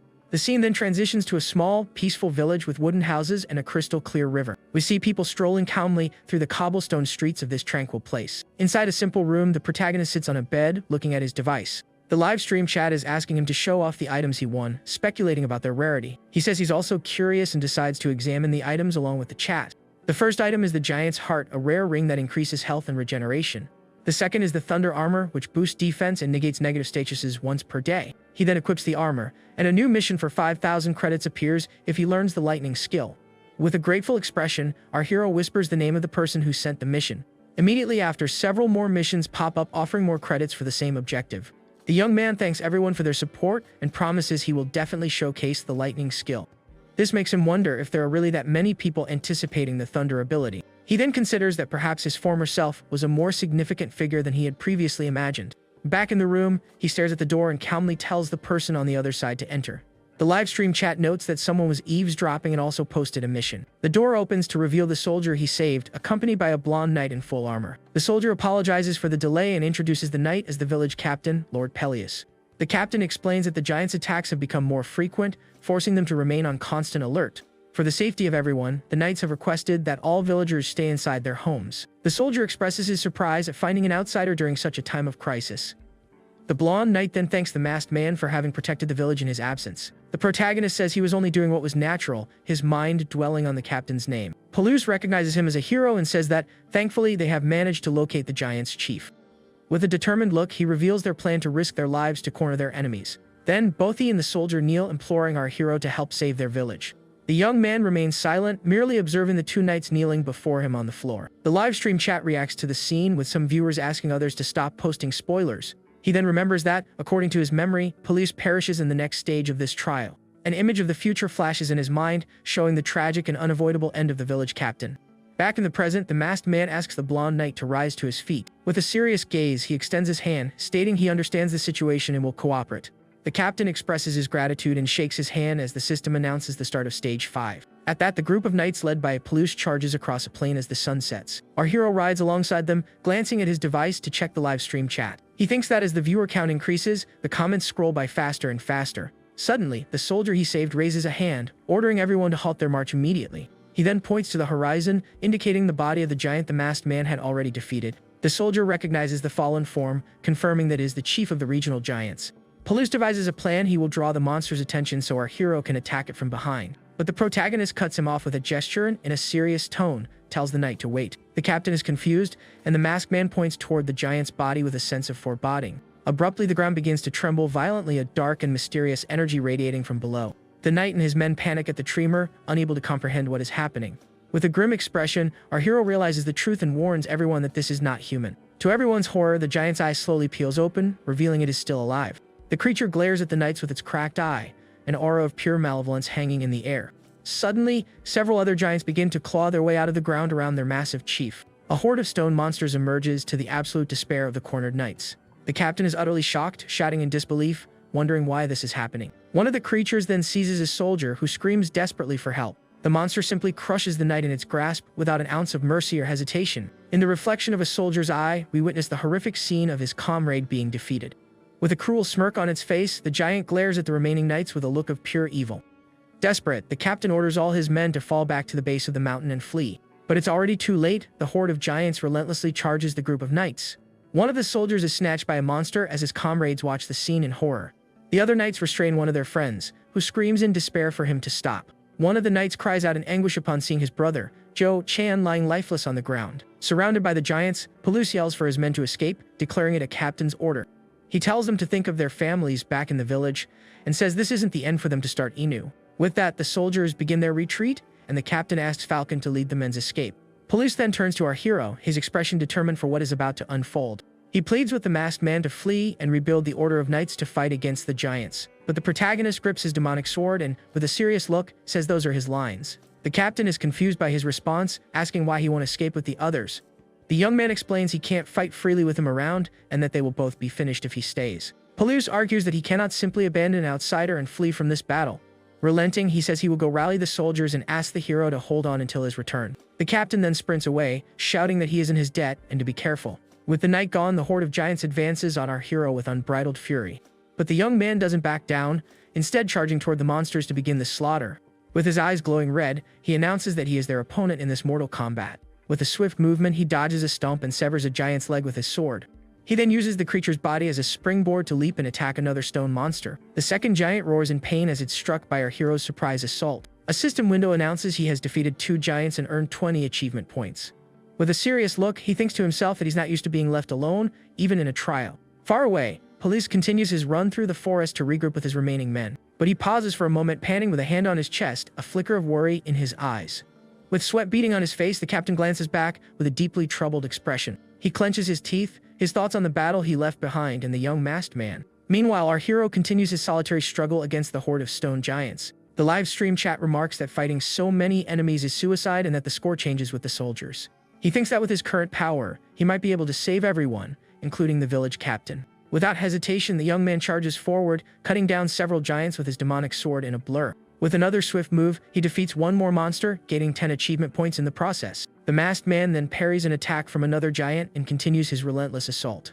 The sword drains his stamina, affecting his stats, but he thinks it won't be difficult if he takes them one by one. The real problem is how long he can wield the sword's power before his strength gives out. To win, he needs to broaden his view and locate the true leader of the monster horde. He then uses his sword to slice off a giant's head and launch himself high into the air. This gives him a commanding view of the battlefield, and he scans for the giant's leader. From above, he can see all the monsters and prepares for the next phase of his plan. He then uses the giants' heads as platforms to navigate across the battlefield. With a well-aimed kick, he strikes a monster's eye to clear a path through the fight. In a deadly dance, he weaves between the giants, his strikes precise and utterly fatal. The chat comments that one false step means the end and that aerial combat was his specialty. His skill helps him recover stamina and mental fortitude, and he thinks that his gear is making a difference. With his eye glowing red, he knows he must find the chief before he reaches his breaking point. Suddenly, he finally spots the leader of the giants amidst the horde of stone monsters. The horde's chief is an even larger giant with a long white beard and a particularly cruel smile. He then rushes toward the giant monster, which readies its club for an attack. The masked man knows that if he fails to defeat it in a single blow, he will be the one defeated. The giant prepares to crush him with its weapon, but our hero has a different strategy in mind. With a determined look, he prays that his risky plan will work and save everyone. With a swift movement, he prepares to activate the special ability of his new armor. A system window announces he is using the powerful thunder ability from his armor. A blast of golden energy ripples across the battlefield, stunning all the giants. The creatures cry out in pain, covering their ears from the force of the sound wave that hits them squarely. The horde's chief is also affected, left vulnerable to our protagonist's final attack. Angrily, the giant monster shouts the name of the humans and glares at the young man with hatred. Seizing the opportunity, he charges forward and drives his demonic sword into the horde chief's eye. With all his strength, he pushes the blade deeper, inflicting massive damage on the creature. The giant monster screams in agony as the young man continues his attack with fury and precision. With a determined look, he prepares to finish off the chief of the giants once and for all. The monster glares at our hero with a look of pure hatred as it is overcome by the attack. With a final strike, the protagonist decapitates the chief of the giants with his sword. The giant's body topples to the ground, and the system announces he has successfully defeated the giant seed. He passes stage 5 and levels up, earning several extra stats for his great victory. The livestream chat wonders if anyone has ever defeated that monster and how he managed to do it. With a wary look, he thinks that if he were a manga protagonist, the story would end right here. But suddenly, the sky darkens and menacing blue lightning begins to crash down from above. The other giants rise to their feet, glaring at him with eyes glowing red with intense fury. The system warns that his skill failed to resist the demonic sword's effect, leaving him weakened. He then realizes that even after clearing the stage, the monsters won't vanish until the trial is truly over. The young man thinks that the very mechanic he used to his advantage in his past life will now cause him to suffer. Suddenly, he tastes something metallic in his mouth and realizes his situation has taken a dire turn. With blood on his lips, he admits he's out of strength and that things are looking very bad for him. The giants closen around him, leaving him in a perilous situation with no apparent escape. Abruptly, the ground begins to glow with a mysterious golden energy that captures his attention. A brilliant blast of light erupts, and the young man is completely dazed by what's happening. He stares into the intense light, not understanding where it came from or what it signifies. With that, he is enveloped by the golden energy, and the giants are thrown back by its force. The scene then transitions to a dense forest with towering trees, sunlight filtering through the leaves. The camera focuses on the tree trunks and the lush vegetation of this tranquil place. We see a small wooden cabin in the middle of the forest, a soft light glowing from within. On the cabin's porch, a girl with bare ears sits in a rocking chair. The black-haired girl is sitting and scrolling through her device with a faint smile on her face. A man with long, white hair then appears from behind her, approaching with a serious expression. He asks what she is doing, but the woman merely comments on the pleasant weather and the fresh air. The young woman then says it's something they can only enjoy in this moment, and no other. Gazing into the forest, she says it's almost time, that there's a year at most left. With a determined look, he agrees, saying it's time to finally bring all of this to an end. But he chides her for being distracted during such a serious and important conversation. At that, the young man leans in, asking what has her so engrossed on her electronic device. She then shows him a picture of our hero, saying that apparently his name is Subaru Narukami. The white-haired man shouts the name in shock, but the woman clarifies it's not the one he knows. She explains it's just a streamer borrowing the name to attempt the second-floor trial. With a sad look and a forced smile, the young woman asks if he also knows the truth of the matter. He says that if Subaru had survived, Kazuki would have been erased from the tower long ago. The woman then affirms that Subaru is gone and that he needs to accept this harsh reality soon. He asks to change the subject and turns to leave, but the girl gets annoyed and calls out, "Shigeru." Filled with anger, she shouts, asking for how long he plans to hide in that boy's shadow. The white-haired young man turns and, with a serious look, poses the same question to his companion. He then points to the device, saying that's why she gets caught up in things like that live stream. The young woman defends herself, saying with an embarrassed look that she's just passing the time. But as she glances back at the screen, the girl is completely stunned by something she just saw. Shigeru grabs the device, asking in disbelief if she still clings to hope for Subaru's return. With a serious expression and a bead of sweat on his face, he stares at the screen, shocked by what he sees. Back in the dungeon, a golden aura begins to emanate from our hero's body on the ground. The energy erupts in a shockwave that hits all the surrounding giants at once. The stone creatures are sent flying by the force of the mysterious golden explosion. Surrounded by a golden aura, the masked man rises from the ground with renewed power. The system announces he has acquired the lightning skill and gained 2,000 achievement points for it. The chat goes wild, with viewers commenting that the mission's difficulty was completely broken. With a drop of sweat near his eye, he thinks that normally, one doesn't acquire this skill in such a way. The lightning ability consumes stamina and mana to wield the power of thunder and can be leveled up. The chat is in disbelief, and he thinks that at least he didn't perish and the tutorial saved him in the end. With that, he receives the rewards from the missions and thanks everyone for their incredible support on the stream. His credits soar to 20,150, and he is very pleased with the result. He remembers promising a thank you performance, and the system announces that the trial is still ongoing. The giants rise again, glaring at him with eyes glowing red with immense fury. But the protagonist says he's going to show them a little something, and a red aura envelopes him. With his 20,000 credits, he successfully upgrades his Wedge of Greed skill to level 3. The ability materializes in his hand, and he says he wants to spread it throughout his entire body. With the golden energy in his hand, he informs the monsters he's going to finish them all at once. The masked man then merges the golden energy with his demonic sword and prepares to attack. With his sword, he unleashes a powerful blast of red energy that strikes all the giants. The shockwave tears across the battlefield, completely annihilating the stone monsters. One by one, the giants are disintegrated by our hero's fury in a devastating assault. But after expending so much power, he is left panting and exhausted in the middle of the battlefield. He's annoyed because he wanted to conserve enough strength to make it back to the village safely. Kneeling, he realizes he misjudged his attack's potency and is now out of energy. Suddenly, he hears a noise and sees a troop of knights approaching on the horizon. To his surprise, Palouse and his men have returned to the battlefield to aid him in the fight. The captain is utterly shocked to see the carnage our hero wrought all by himself. He then leaps toward the young man, calling him benefactor, concerned about his current condition. With a wary look, the protagonist turns to face the newly arrived knight. He takes a deep breath, his expression one of pure irritation, unable to believe what's happening. The masked man calls him an idiot, thinking he can't believe he actually came back to the fight. In his vision, he sees the captain approaching with a look of desperation and worry. The scene then shifts to the agency office, with the device resting on the wooden table. Agent Hatsuka is sitting on the sofa, her face buried in her hands as her colleagues watch. The boss asks if it was really necessary to go to such lengths, and Seijin remarks that he'll never understand women. The woman panics, her face flushed, wondering what she should do in this situation. With an expression of pure embarrassment, she is completely flustered by what she just did. She wonders if she came across as too cold, and if she should have used more emojis in her message. Seijin asks if she's a die-hard fan, saying he thought she wanted to be a streamer's manager. With a love-struck expression, she shouts that before she's a manager, she's a fan, and she can't help herself. The woman then stands up, reminding her boss that she had told him about the lightning ability before. She explains that the lightning skill is now exclusive to Subaru's group, and Seijin looks relieved. With a satisfied smile, the boss comments that it's no wonder no one else has managed to acquire the skill. Suddenly, the agent gets excited about something on the device and grabs her colleague's attention.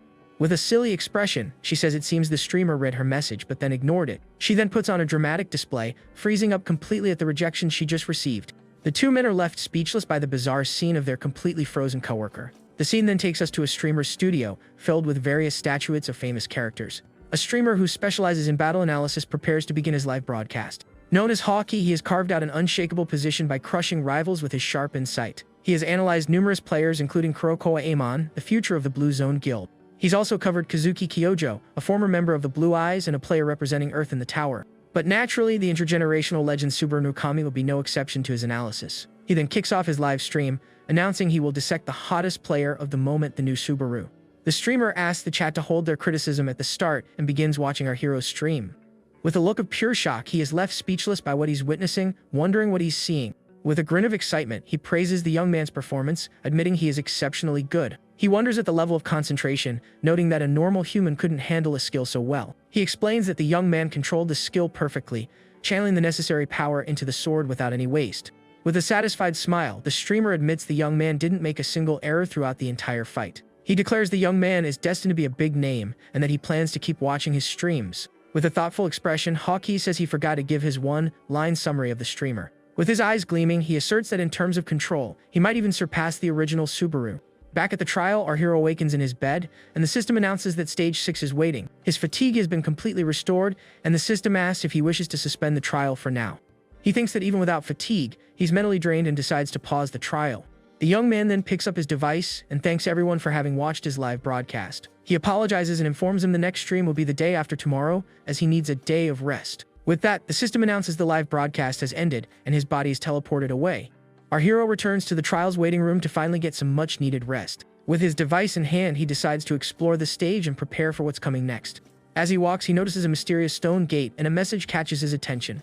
The message is from Souten Entertainment, from an agent named Hatsuka in the management division. He then wonders if this is just a simple spam email and feels a bit suspicious. But upon reading the company's name, he is surprised as it triggers a memory from his past life. The scene then shifts to a coffee shop, with a wooden sign hanging at its entrance. Inside the establishment, the body's former owner is sitting at a table, scrolling through his device. The young man appears to be waiting for someone, taking a sip of his drink as he stares at his phone. An information window explains that Souten is a management company for streamers. The protagonist thinks to himself that the world has changed immensely now that companies like that exist. A chat log shows people's reactions to Hawkeye's analysis, with most of the comments praising the streamer. He then realizes that Hawkeye is also a streamer with Souten and is known for being brutally honest. With a surprised look, the young man admits that despite everything, the streamer seems to have a good eye. Suddenly, a mysterious figure in black boots approaches the coffee shop where he's sitting. The man stops in front of the establishment, staring at the building with a serious expression. He reads the analysis on his device and becomes irritated with the comparison the streamer made. Angrily, the man tells him not to joke with him, as the young man has only just reached the second floor. With his eyes glowing red, he curses the streamer and vows to tear out his eyes when he finds him. He then kicks a stone on the ground in anger, shouting that he is extremely irritated by the situation. The man then enters the coffee shop, saying his morning mood has been completely ruined by this. With a forced smile, he lets out a laugh and approaches our protagonist's table. The young man wonders if this is his unlucky day, since everywhere he goes, he runs into strange people. He continues to fiddle with his device and drink his coffee, paying little attention to the newcomer. The man then stops directly in front of the young man's table with a serious and somewhat annoyed expression. He accidentally bumps the table, spilling the hot mug of coffee all over the young man. The protagonist cries out in pain from the hot liquid on his body and glares angrily at the man. The man apologizes with a mocking smile as a bead of sweat runs down the young man's face. With a look of contempt, the man asks if he is the so-called Subaru and leans in close. He comments that they've been running into each other a lot and that the second floor seems quite small for both of them. The protagonist ignores him, continuing to use his device as if nothing had happened. The man then taunts him, offering to pay for the coffee since he's always short on cash. With his eyes glowing red, he prepares to attack the young man who ignored him in the coffee shop. But the protagonist stands up and walks out of the place without giving the man a second glance. He then turns and asks if the young man has forgotten the warning he gave him last time. Angrily, the man grabs him by the shirt collar, calling him a scoundrel for ignoring him. He threatens to finish him off like in the old days if he's so eager for another beating. But the young man firmly grips the man's hand, saying he's sorry but has no time for this. With a simple squeeze, he breaks the man's grip, who groans in pain from the young man's strength. The man then wonders in shock if the protagonist had always been this strong. The young man then says to consider that payment for the coffee and thanks him for the kindness. Angrily, the man yells for him to come back, but it's too late to stop him from leaving. Our hero then exits the coffee shop, and the wooden door swings shut behind him with a thud. The man lets out a laugh, commenting that he was trying to climb the tower quietly and peacefully. But his irritation boils over, and with red eyes, he complains that both Subers keep provoking him. Overcome with rage, he starts running through the coffee shop to chase down the young man who defied him. Far away, the protagonist remembers he needs to respond to the message from the agency. He then looks at his device and composes a reply to the proposal from Soughton Entertainment. With everything ready, he sends the message and now simply has to wait for the company's response.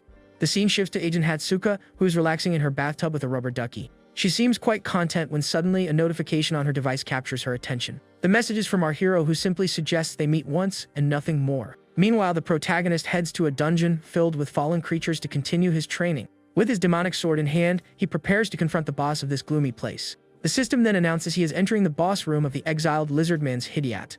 His skill resists the sword's effect, and he thinks that while he's grown accustomed to the body, there's still more to do. Suddenly, a mysterious flame flickers in the darkness, heralding the arrival of the dungeon boss. The system announces the dungeon boss is a salamander, a giant creature composed of fire. The monster then lets out a terrifying roar, preparing for battle against the young adventurer. The hero says that to avoid any accidents, he needs to master his lightning ability and test it now.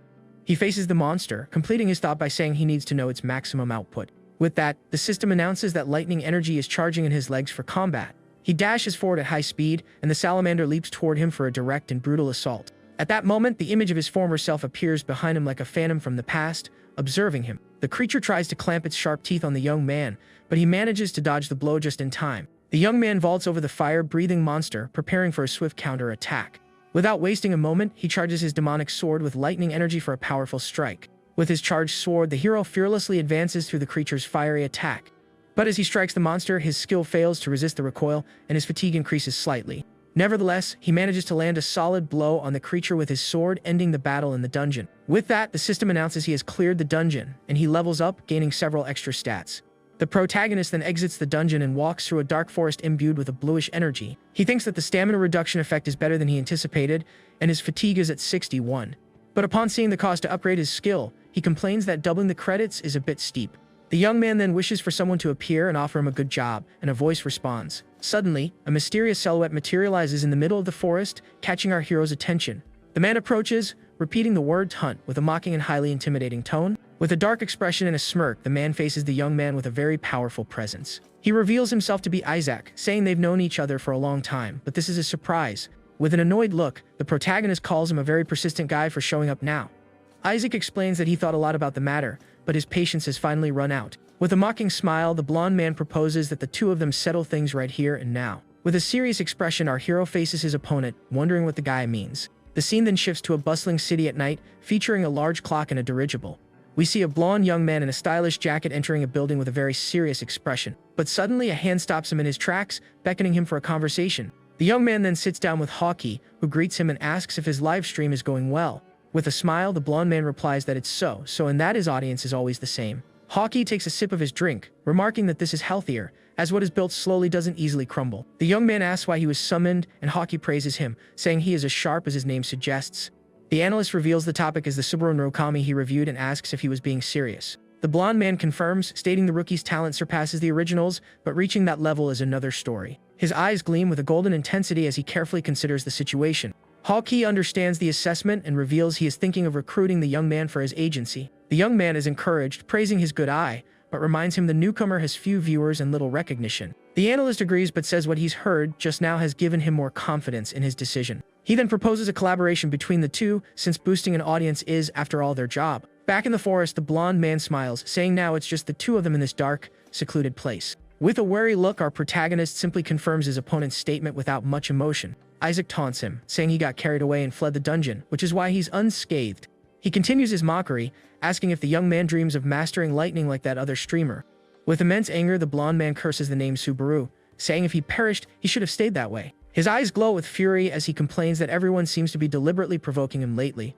Tired of the conversation, the protagonist grabs him by the collar with an annoyed look and questions him. With a sigh, our hero admits he also didn't anticipate an era filled with Subaru imitators. He then confronts him, asking why he treats him with such animosity and hatred. The blonde man replies it's because of his name and asks why he hates a name that everyone else loves. The young man is left completely stunned and speechless by the question, a bead of sweat tracing down his face. Angrily, he grabs him, asking how he dares say that, knowing who his father is, and the hero questions him. Isaac then reveals his father is the mighty Reinhardt, a ranker from the 9th floor of the tower. The protagonist is shocked by this revelation, remembering the name of that famous swordsman. A memory from the past surfaces, showing a battle where something incredible had just occurred. The former Subaru of the Blue Eyes had just defeated the powerful ranker Reinhardt from the Rune continent. And the most astonishing part was that he had won the fight with a single, decisive blow. The battle lasted less than 30 seconds, and even wounded, his opponent insisted he could still fight. But his body was trembling, and he could barely remain standing after receiving that attack. With no more strength to continue, the mighty ranker finally collapsed to the ground, utterly defeated. Back in the present, Isaac shouts for the young man not to speak his father's name so casually. The protagonist then understands that the reason for so much hatred is tied to the young man's father's nickname. Angrily, he asks if the blonde man has any idea how much Subaru Hosoi suffered. Because of that, Isaac gets irritated by the question and tells the young man to shut up as he summons a fiery aura. He stomps hard on the ground, saying he couldn't care less about what the other one suffered. Our hero faces the flames with a serious expression, preparing for the impending battle. With that, the blonde man readies a powerful fire punch to attack the protagonist with everything he has. With a look of pure fury, he warns that there's no need for more talk, it's time to go down. He charges forward, screaming that he hates Narukami Subaru and that the name makes him sick to his stomach. The young man complains that he's nothing special but acts like he is just because he gets all the attention. And because of the guild leader's arrogance, all the other members went down with him. With a cruel smile, he says they are all rotting in the underworld, getting what they deserve. With a serious look, the protagonist faces the ball of fire, and the blonde man declares his luck has run out. With that, the fiery explosion engulfs the young man, carving a large crater in the ground. Isaac lets out a laugh and, with a puff, extinguishes the flame in his hand with an air of superiority. He then apologizes, saying he misjudged his strength and did something terrible to his friend. But with a malicious smirk, he adds that now he'll go after that masked streamer. With a curious look, the blonde man wonders about the mask and why he is wearing it now. Suddenly, the smoke clears to reveal the silhouette of our hero, completely unscathed. With a hand to his face, he asks if the blonde man is referring to him with the mask he's wearing. Isaac is completely dumbfounded, shouting that it's impossible for him to have survived the attack. He can't understand how the young man managed to withstand his fire head on without a single injury. The protagonist then stumps firmly on the ground, saying he doesn't feel well after all that. With a serious expression, he asks if the blonde man feels good having someone like him bad, mouthing everyone. With a decisive punch, he strikes Isaac's face before he can react to defend himself. The force of the blow is so immense that the blonde man's eye turns red and he feels intense pain. The young man cries out in pain and collapses to the ground powerless as our hero looks down on him.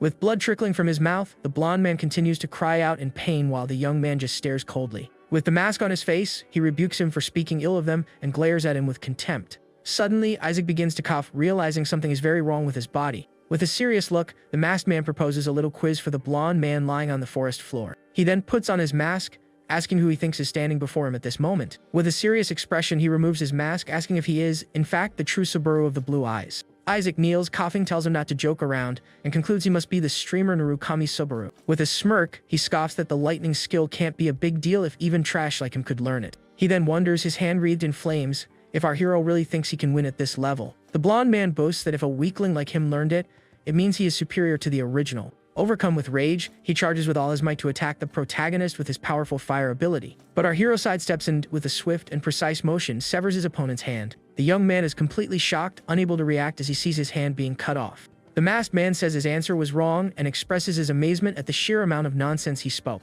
Desperate, Isaac asks what he means as the sword's edge nears his neck. The hero then questions him about how much the previous owner of this body suffered because of him. He reminds him how awful it is to have someone speak ill of you, and the blonde man begins to grasp the truth. Stammering, Isaac finally realizes that the person before him is the true Narukami of the Blue Eyes. Without hesitation, our hero strikes him squarely with his sword, ending the battle once and for all. With a cold gaze, he warns that the game is over and he will no longer go easy on anyone. He then turns away, saying he's provided more than enough service for that guy in the forest. The young man says his goodbyes, thanking him for the use of his body for his grand revenge against the blonde. Far away in a coffee shop, two waitresses comment on whether he wasn't a die-hard Narukami fan. One of them asks if he isn't embarrassed, but the other suggests he seems to be doing a live stream. The masked man thinks to himself that he will maintain his policy of not showing his face, as it's a huge advantage. Suddenly, a woman approaches, apologizing for her late arrival at their meeting place. With a flushed face, she introduces herself as the person who had contacted him earlier. With an excited smile, the young woman says her name is Hatsuka and that she is the agency's manager. Our hero then shakes her hand, introducing himself as Narukami Subaru, and she expresses her honor in meeting him. Blushing, she thinks to herself that the two of them really do resemble each other and share the same aura. The young woman wonders if the real Subaru has returned and if he wears the mask because he's an imposter. The protagonist breaks her out of her thoughts, asking if there's something wrong. The woman recalls her boss's advice to make a good impression and not to act strangely. He then places a hand on her head, asking if she was just standing there this whole time. Startled, she exclaims that she is a fervent fan, and the young man is surprised by her reaction. He calms her down, explaining that he isn't the real one and that she is younger than he imagined. But the woman interrupts, saying she's been watching him from the very beginning and was his first viewer. The masked man is surprised, thinking that she remembers more about that time than he does. With a smile, he comments that he was very inexperienced back then, and that it's incredible she was watching. The agent insists it was fate and that she begged the company to let her be his manager. Adopting a professional demeanor, she says the contract is ready and that she will summarize the terms. She explains the agency will help create added value by using the Narukami icon. Our hero then asks what he needs to do, and she replies that he just needs to keep streaming. The young man is surprised by the simplicity, and she explains it's because he was the first to master the lightning skill. With a smile, the agent asks if the terms are satisfactory and if he accepts the contract. Blushing, she says the other managers are more professional, but he doesn't understand her meaning. The agent panics, wondering if a manager with his skills could have risen so high. The protagonist thinks that his opponents will only get stronger, and that he needs to continue to pick up the pace. With a flushed face, the young woman thinks she needs to project a reliable image and worries he might refuse. But he surprises her by saying he understands he can trust her and extends his hand for a deal. With a serious look, our hero asks the manager to take good care of him, leaving her speechless. With tears welling in her eyes, she shakes his hand, saying she should be the one asking that of him. The scene then cuts to a new live stream from our hero, with numerous comments and viewers. The stream reaches 703 viewers at once, and he is amazed by the number. He wonders if this is because of the announcement his new manager made for his broadcast. We see a cute version of the agent typing on her laptop, preparing the live stream announcement. With everything ready, the young man prepares to begin, and his body starts to glow with a blue energy. At that, the system announces the start of Stage 6 of the tower, the challenge of the legend for our hero. The scene takes us to a dark and rainy forest, showing a camp with several tents. We see the silhouette of two knights entering one of the tents, carrying wooden crates. Inside the tent, Captain Pilus and his men are gathered to discuss strategy. The blonde man then asks about the whereabouts of the benefactor who helped them, and his soldier confirms he is there. One of the knights questions whether they should trust an outsider, and his colleague agrees. Another soldier expresses doubt that Pilus wasn't deceived, asking if he wasn't just a minion. Angrily, the captain rebukes him, shouting at him for speaking of his savior in such a way. Suddenly, the soldier he saved introduces him to the others, announcing that the benefactor is awakened. At this, Pilus rushes to his side, asking if he's alright, and the young man says he can walk on his own. But the other knights remain skeptical, comment that the mask he wears is highly suspicious. The masked man then confronts them, asking if they don't believe, or simply refuse to believe, that he was victorious. He recalls learning to adjust his microphone so that only the viewers could hear his voice. With a mocking tone, he calls them reckless, and the live stream chat praises his immense confidence. Just then, an older knight approaches with his hand extended, saying he first wants to offer his thanks. The man introduces himself as Dale and extends his hand for a handshake with our hero. As they shake hands, he laments that while he was protecting the village, everyone was mercilessly trampled. Our hero is confused by his choice of words, and the knight confirms it was of that guy. The young man then asks if there is someone more dangerous than the chief, and Dale confirms there is. Legend tells that the true giants who battled the gods were sealed away and vanished. The giants they face now are merely traces or lingering thoughts that were left behind. But Dale explains that the giant that appeared after the chief is different, something much closer to the legend. The live stream chat wonders if this isn't an 8th floor level challenge and how it can possibly be defeated. With a determined look, the masked man declares that they have no choice but to defeat it. The other knights call him overconfident, saying he only talks like that because he hasn't faced it yet. Suddenly, Captain Pilus shouts the benefactor's name, grabbing his attention during the discussion. He then reveals an ancient legend about a fragment of lightning hidden atop Millennium Mountain. With a grave expression, the captain is about to reveal the only person who can find this item. With a look of conviction, Pilus reveals he believes only our hero can find the item. Suddenly, a memory surfaces of a village being assaulted by a horde of giants. One of the giants' paddle glares at the villagers with a look of pure malice and cruelty. The legendary giant then appears, calling the stone creature his son with a dark voice. A knight is sent flying by the force of a giant's attack during the battle. The legendary monster then seizes the knight in its hand and, with a cruel smile, says it will crush him. With a powerful grip, it crushes the knight in its hand without a shred of mercy or remorse. With his hand stained, he promises to feed the knight with the red liquid of humans. In the reflection of our hero's eye, we see the legendary giant with its hand stained red. On horseback atop a cliff, he observes the monster, and the chat wonders if it's a true giant. The masked man thinks the trial is trying to get them all finished, and the chat agrees that impossible things happen. The captain warns that the giants will arrive in 3 days, and that he must flee if he can't find the lightning. The protagonist ascends the mountain, thinking that to win, the power of lightning is indispensable. With a serious look in his former self beside him, he declares there's no trial he cannot overcome. He then realizes he used an old catchphrase, and the chat comments that his confidence is off the charts. Several missions pop up in the system, and he's relieved that his identity hasn't been discovered. With the reins in hand, the young man prepares to continue his journey through the rainy mountain. He rides through the downpour and fog, his objective to find the fragment of lightning. The horse stops midway, and the masked man dismounts to continue his search on foot. With a determined expression, he thinks that the lightning fragment must truly be hidden in this place. He faces the rocky mountain, preparing to begin his ascent in search of the item. With a determined look, he starts climbing the mountain with his bare hands, without hesitation. A memory arises, Palouse explaining that the fragment is the stuff of legends, and nothing is known about it. The masked man asks if he knows how to obtain the item, but the captain says he only knows the legend. But he guarantees one thing is certain: whoever wielded lightning in the past annihilated the giants. Far away, the agent holds her device with a lost expression, wondering what happened. Suddenly, she receives a call and celebrates that the contract has finally been successfully closed. Her boss congratulates her, saying she has finally become a real person with this achievement. She asks if that was a compliment, and he says he met with Hawkeye and has something to tell her. But with the contract in hand, she ends the call, leaving her boss completely baffled. Exhausted, the young woman collapses on her bed, and with a satisfied smile, declares her work for the day is done. With a love-struck look and a flushed face, she prepares to watch her streamer's broadcast. She holds the device, commenting that watching and venerating live is a fan's greatest pleasure. On the stream, the protagonist repeats his motto: there is no trial in the tower that he cannot overcome. With eyes shining with admiration, the agent watches the broadcast with intense focus and affection. But suddenly, she is shocked, wondering what she just heard and if it wasn't a mistake. With a tear streaming down her face, she realizes that was a phrase from 20 years ago. Back on the mountain, a golden lightning bolt splits the sky, striking the peak with immense force. The masked man is enveloped by the golden energy, and the chat wonders if he's not getting desperate. With his foot glowing, he wonders which of the two is more resilient and prepares for the final test. With a battle cry, he declares he will fight until the end and braces for the final challenge.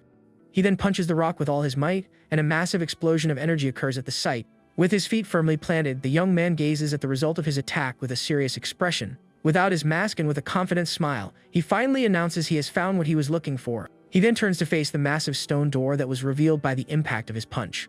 With his hand glowing, he explains to the chat that the sensation doesn't translate through the stream, but he feels it. He then reveals that a massive power of lightning is calling out to his own ability. With a determined look, he stares at the large stone door and says the power is coming from there. He then begins to walk toward the door to finally discover what lies on the other side. The chat comments on the door's immense size and wonders how he'll open it without a key. Ignoring the comments, the young man simply places his hand on the stone door. With a smirk, he recognizes the obvious hint, and his hand begins to glow with lightning energy. The system then announces it is generating a lightning bolt, and that his skill is resisting the ability's recoil. With a powerful punch, he prepares to shatter the door, and the chat wonders if he's being serious.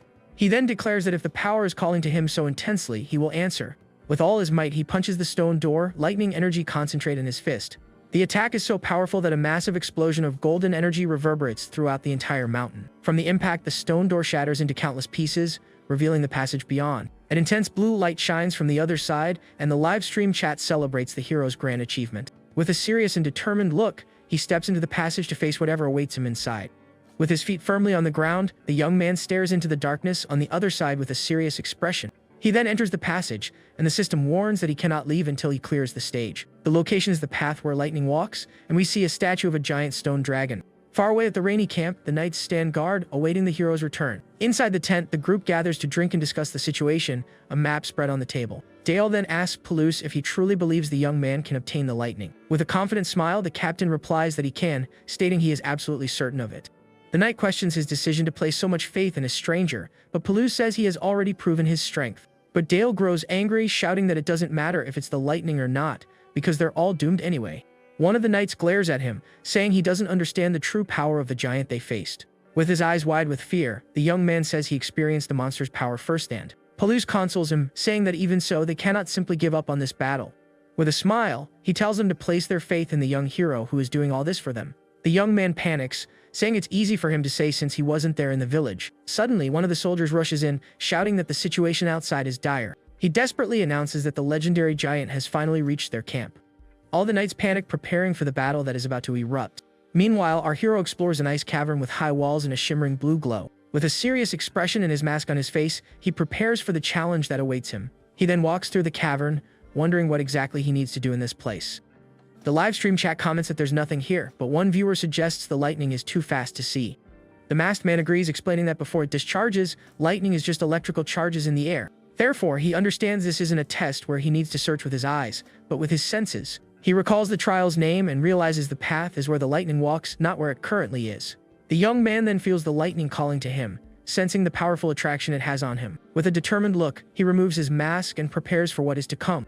He then picks up a small stone from the ground and throws it forward into the cave with all his might. The stone is enveloped by a golden energy, and he realizes the invisible lightning is suffused throughout the air. The stone begins to be charged by the energy, and the deeper it travels, the stronger the reaction becomes. Suddenly, the stone explodes in a shower of golden lightning, and the chat wonders what that was.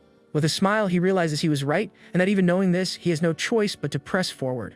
He then concludes the test is about his endurance. If he can't withstand it, he will be finished. Without his mask, he faces the path with a serious expression, preparing for the challenge of endurance. Suddenly, a donation of 100 credits appears, the viewer asking what he's so afraid of. Several other missions pop up, and our hero begins his sprint through the cavern of ice and lightning. With a determined look, he expresses his gratitude for the rewards and continues his race for survival. Far away, a cauldron of bubbling soup sits in a stone fireplace over a lit fire. We see a white-haired man sitting in an armchair, calmly scrolling through his device. With a serious expression, he stares at the screen of his device, appearing deeply focused on what he sees. He then looks up with a serious expression, something on his device having caught his attention. Suddenly, he is startled by the arrival of a black-haired girl who has caught him on the sofa. With a curious look, she asks why he is hiding his device in such a way. The young woman teases him, asking if he was watching something inappropriate on his phone. With an awkward smile, he denies hiding anything, claiming his eyes were just tired.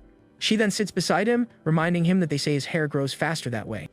The young man says he stopped watching the live stream, and that he can't shake a strange feeling. With a smile, she asks about his reaction and if he can't relax on the sofa with her there. The young man then panics, shouting at the girl who gave him a very suggestive look. He complains that his eardrums will burst, and the woman tells him to relax and not mind her. With a trembling hand, he hides his device, trying to mask his nervousness about the situation. The young woman calls him strange for being so stubborn and not listening to anyone, then falls silent for a moment. Suddenly, she gets up, and the young man asks where she is going and if she wants to stay longer. He then offers her bread or a place to lie down, but the girl just stares at him in silence. With a racing heart, she ascends the stairs, leaving him alone in the room with a thoughtful look. Relieved, he mutters that was a close call, and he almost got caught watching the stream on his phone. He then resumes watching, thinking that if she had found out, she would have caused a huge scene again. With a sad expression, he reflects that even if their positions were reversed, Subaru would never forget them. He then watches the stream, commenting that the personality and manner of speaking are identical to his friends. On the stream, our hero thanks him for the rewards, and the young man comments that he is nothing like the original. With a laugh, he wonders what this is all about, just as the girl surprises him with a hand on his shoulder. Blushing, she questions him, asking if he really thought she wouldn't notice. With a dark expression, she says he's 100 years too early if he thinks he can fool her. Back in the cave, the system instructs him to carve the path of lightning to advance. With tears of pain streaming down his face, he braces himself for the most difficult challenge of his life. With his feet firmly planted, the young man faces the icy path with immense determination and courage. The golden energy envelops him, and the system shows his progress is at 2.3%. With his hand glowing, he feels the lightning's energy flowing relentlessly through his entire body. He thinks the sensation is familiar. He has dealt with lightning more times than he can count.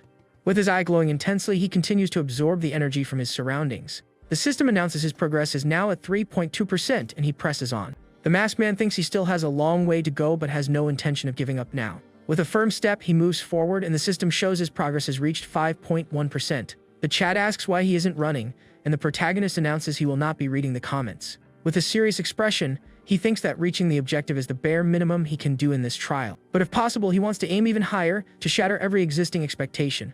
With a determined look, he continues to absorb the lightning's power with his entire body. Far away, the blonde streamer watches the live broadcast with a very serious expression on his face. With his hand on his chin, he appears deeply focused on what is happening on his computer screen.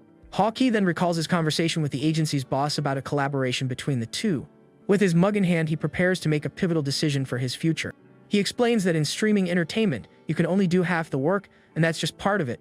The streamer then says that popularity is determined by family and the players of the current era. Hawkeye agrees, commenting that Subaru's streams are more like a veteran player's vlog. He tells the young man to create his normal content, noting that while Subaru may be a rookie, he has talent. The boss then advises him to ride the comet's tail and become a star that ascends with it. With a determined look, the young streamer considers the proposal with great seriousness and ambition. His eyes shine with the possibility of achieving the fame and success he so deeply desires.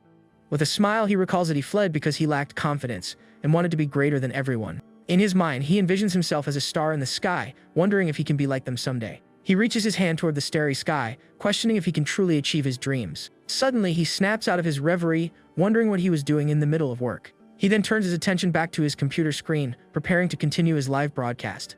With a bead of sweat on his face, he is shocked by what he sees on the screen, wondering if he's going crazy. On the live stream screen, our hero is being relentlessly bombarded by a shower of golden lightning. With his body wounded and bleeding, he continues to absorb the energy with immense pain and effort. Even with his body at its limit, he refuses to give up, continuing to endure the lightning's power in the cave. He groans in pain as the energy courses through his entire body in a brutal test of endurance. The young man then stumps hard on the ground, preparing for the next phase of his deadly challenge. With a cry of pain, he continues to withstand the merciless energy of the lightning that strikes him. With his face dirty and wounded, he faces the pain with a look of determination to conquer this trial. He thinks that the stronger the lightning, the more deeply it penetrates his body in the process. With the golden energy flowing through him, the young man says this should be sufficient for now. He then reveals that even the smallest meridians in his body are beginning to flow with lightning. The system announces his progress has reached 20.7%, and he continues the process. The activation of the minor meridians is underway, and the lightning successfully settles into his body. With a determined look, he thinks he must master this, no matter what happens here. An explanation shows us that the minor meridians are small vessels that connect the entire body.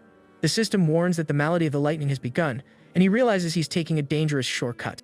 He thinks he would normally do this with his own mana, as red liquid trickles down his leg. But relying on external lightning causes unimaginable pain, and he groans from the intense sensation. Even with his body at its limit and bleeding, he continues the absorption process without giving up. Far away, Agent Hatsuko watches the live broadcast from her bed with a worried expression.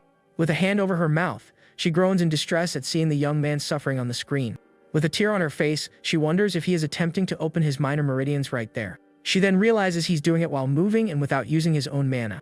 With her hand on her face, the young woman concludes the pain must be unimaginable, and that most would pass out.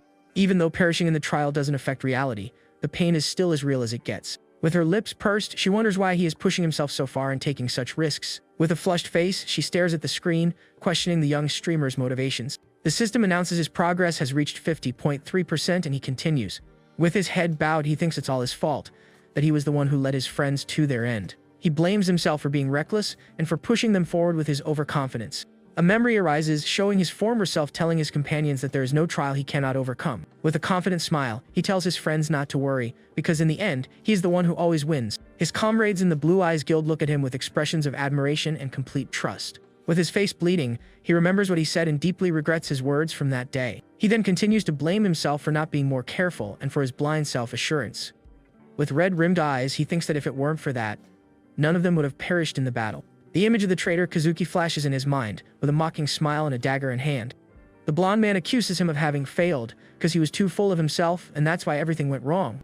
With a cry of pain and rage, the masked man unleashes a blast of golden energy in the ice cave. He then continues to run through the snow, leaving a trail of red liquid and pain in his wake. With no more strength to continue, he finally collapses onto the cave floor, completely spent. With his hand glowing with lightning energy, he passes out in the cold snow and loses consciousness. Suddenly, he finds himself in a green field under a blue sky, a gentle breeze on his face.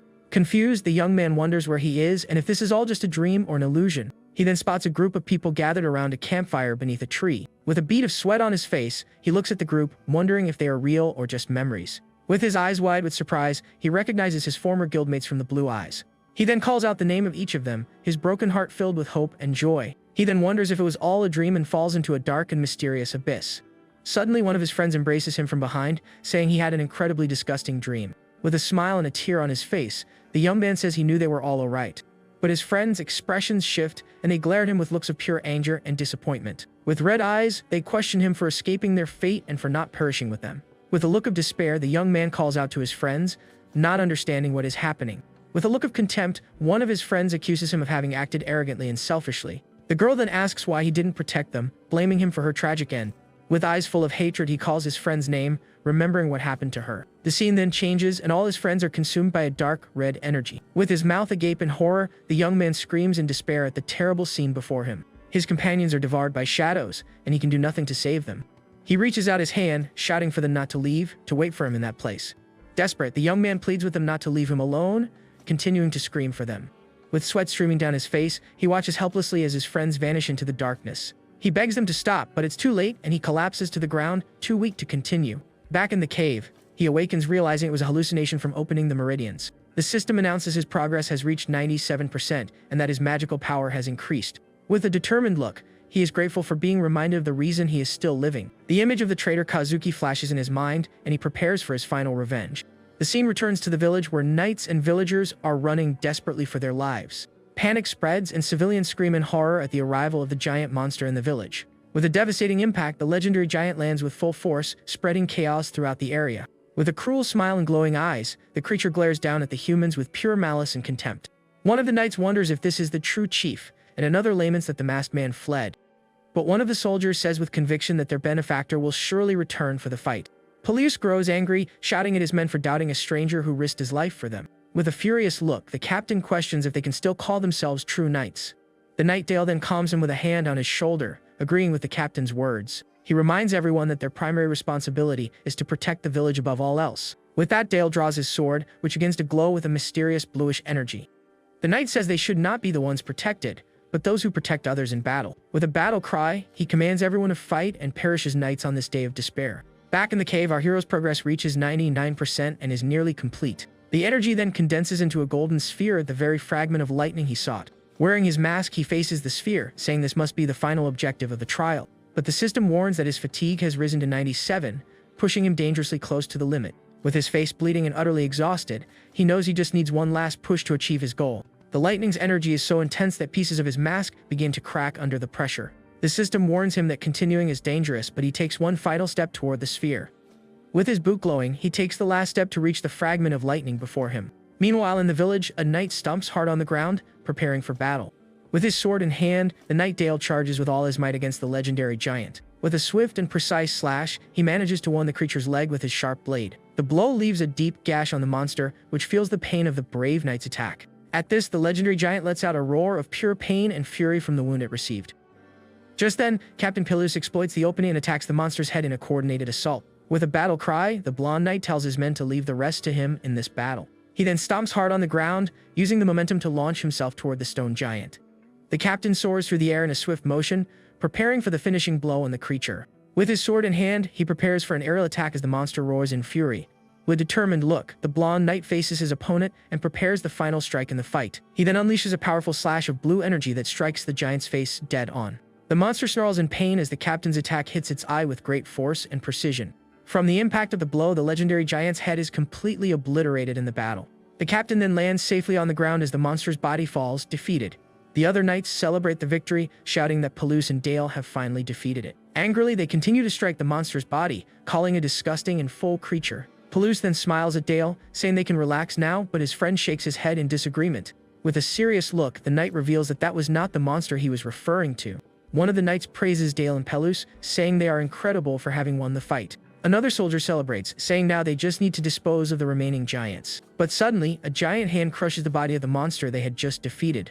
An enormous shadow falls over the two, and Dale points upward, warning that that is the real monster. The celebrating soldier is terrified, shouting that this giant is on a completely different level. Meanwhile, our hero finally reaches the lightning fragment, and his progress hits 99%. With that, he finally grasps the sphere of energy, saying he will make the traitor apologize in the underworld. With a look full of hatred, he vows to take Kazuki's head as a souvenir of his vengeance. The protagonist then rises from the ground, completely enveloped by the golden energy of the lightning. An explosion of power occurs, and the lightning's energy spreads throughout the entire ice cave. His sword is now wreathed in lightning, and he has finally obtained the power he so desperately needed. With the sphere in hand and utterly exhausted, the young man wonders if this trial is finally over. But suddenly his eyes widen as he realizes something is still about to happen. His body is overloaded, and the system announces his meridians have been opened and his stats have increased. In immense pain, he clutches his head, complaining that if there's one more jolt, he won't be able to take it. Losing consciousness, he begs for at least a warning before being struck by the power again. The young man then collapses to the ground, and the system announces he has successfully passed stage 6. Far away, the agency's boss watches everything with a serious expression in his office. He stares at the screen, commenting that there's a limit to recklessness, and the young man has crossed it. With a sigh, the boss says it seems this young man wasn't cut out to be a real streamer. He then picks up his device and tosses it onto the table with a dry, somewhat frustrated thud. Just then, the boss receives a call from Hawkeye and says he was watching our hero's live stream. The analyst is incredibly excited, calling the young man a true star among stars. John finds him too harsh and more of a player than a streamer, but the blonde man completely disagrees. With a smile, he argues this is the concept viewers want, because the original was a player. He explains that the version of Subaru the audience wants to see is that of a genuine player. With this, the boss understands they are witnessing the birth of a new legendary player. His eyes shine with the revelation, realizing they are watching it all unfold in real time. Back on the live broadcast, our hero's hand lies limp on the icy floor of the cave. Slowly, the young man gets to his feet, and the chat celebrates that he's finally awake and still alive. With a determined look, he opens his eyes, ready to continue what he started in this place. But he feels his fatigue, realizing his body is still at its limit after the last trial. His fatigue has dropped to 81, and he's relieved as the last lightning jolt was unexpected. Several live stream missions are completed, and he receives thousands of credits as a reward for the achievement. With that, his credits rise to 20,420, and he's satisfied with the amount. He sees he needs 40,000 credits to upgrade his skill, but still doesn't have enough. He then wonders if he can earn the rest by defeating the giant and looks at the sphere in his hand. The item is a legendary lightning spear, and the live stream chat goes absolutely wild at the revelation. He thinks that a single, use item you wouldn't even see on the 8th floor is far too rare for this place. With a serious look, he agrees it doesn't resemble a spear and decides to use his credits differently. He explains that for high-rank items, the form can change based on conditions, and the chat praises his knowledge. With that, the masked man announces he is going to defeat it and exits the cave for the final battle of the trial. Back in the village, one of the knights panics, screaming desperately at the scene before him. The true chief emerges, and the giant King Greg glares at the knights with a look of pure malice. The creature throws its long white hair back, releasing an overwhelming pressure onto the battlefield. The monster then reveals its full form with a muscular body and a dark, powerful aura.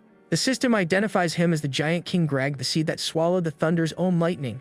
Pullus shouts for one of his men not to flee, but the knight panics and runs away in fear. Terrified, the young man says with a laugh that he told everyone they knew absolutely nothing. He then kneels before the giant, calling him a god and saying he is not like the other humans. With that, the soldier prostrates himself on the ground, begging the cruel giant monster for mercy. The creature looks down at him and, in a dark and intimidating voice, repeats the word God to the young man. The monster asks if he is comparing him to the other vile and filthy creatures he so despises. Dale then grabs him, ordering him to get up, but the young man continues to scream in pure terror. The knight then shouts for Pelus to take the villagers and run as far away as he can. With a determined look, the older knight prepares to sacrifice himself for the village and for everyone. Desperate, the captain screams his friend's name with all the strength he has left. But it's too late. The giant simply crushes the knight's body with its enormous hand. With a look of pure despair, Pelus admits he can see no path to victory here. But with a determined look, he realizes the only option remaining is an escape route. To his surprise, however, the escape route is also blocked by a horde of stone giants. With a look of pure despair, the captain doesn't know what to do, finding himself trapped. With clenched teeth, he faces the situation with frustration, seeing no chance of victory. Desperate, the captain shouts to the giant that he knows who took down his son to buy time. The giant king then stops, glaring at him with a serious expression, asking who was responsible. The monster glares at the blonde knight with its glowing eyes, repeating the question with more anger. With sweat streaming down his face, Pelus unsheathes his sword, preparing for what's next. With the tip of his sword glowing, he points for the mountain, saying the culprit is there. He explains the human went there to gather strength and eliminate all the giants at once. With his sword pointed, he prays the giant will be deceived and head for the mountain. But with a serious and intimidating look, the creature declares that this is all a blatant lie. With a furious look, the monster questions if the human isn't right here, and if he just pointed to a random place. The giant then demands the knight answer immediately, or he will suffer the consequences. Suddenly, a golden lightning bolt splits the heavens, striking the mountaintop with incredible force. The captain is stunned by the light, and the monster stares at the phenomenon with a look of pure surprise. A mysterious silhouette then begins to form amidst the explosion of golden energy. With a shocked look, Pelus whispers the word, benefactor, and the system announces the start of Stage 7. From atop the mountain, our hero observes the battle, remarking that this will be the final challenge. He complains that if anything stronger appears, he can no longer call this a second-floor trial. With a determined look and his body wounded, he says it's alright and that he'll see this through to the end. He says he only needs to hit it once and uses his credits to upgrade one of his skills. With the sphere in hand, he knows his current self cannot win, but he must stop it no matter what. The young man then raises the sphere, and the system announces the initialization of the lightning spear has begun. A golden bolt of lightning shoots into the heavens as he prepares to use the legendary item's full power. A storm of golden lightning begins to brew in the sky, and dark clouds envelop the mountain. The energy concentrates, forming a vortex of power for our hero's final attack. With his arm raised, he controls the storm, and the system shows the initialization rate is at 10%. His fatigue climbs to 84, but he continues to charge the power of the lightning spear. The energy is so intense that the young man must use all his strength just to control it.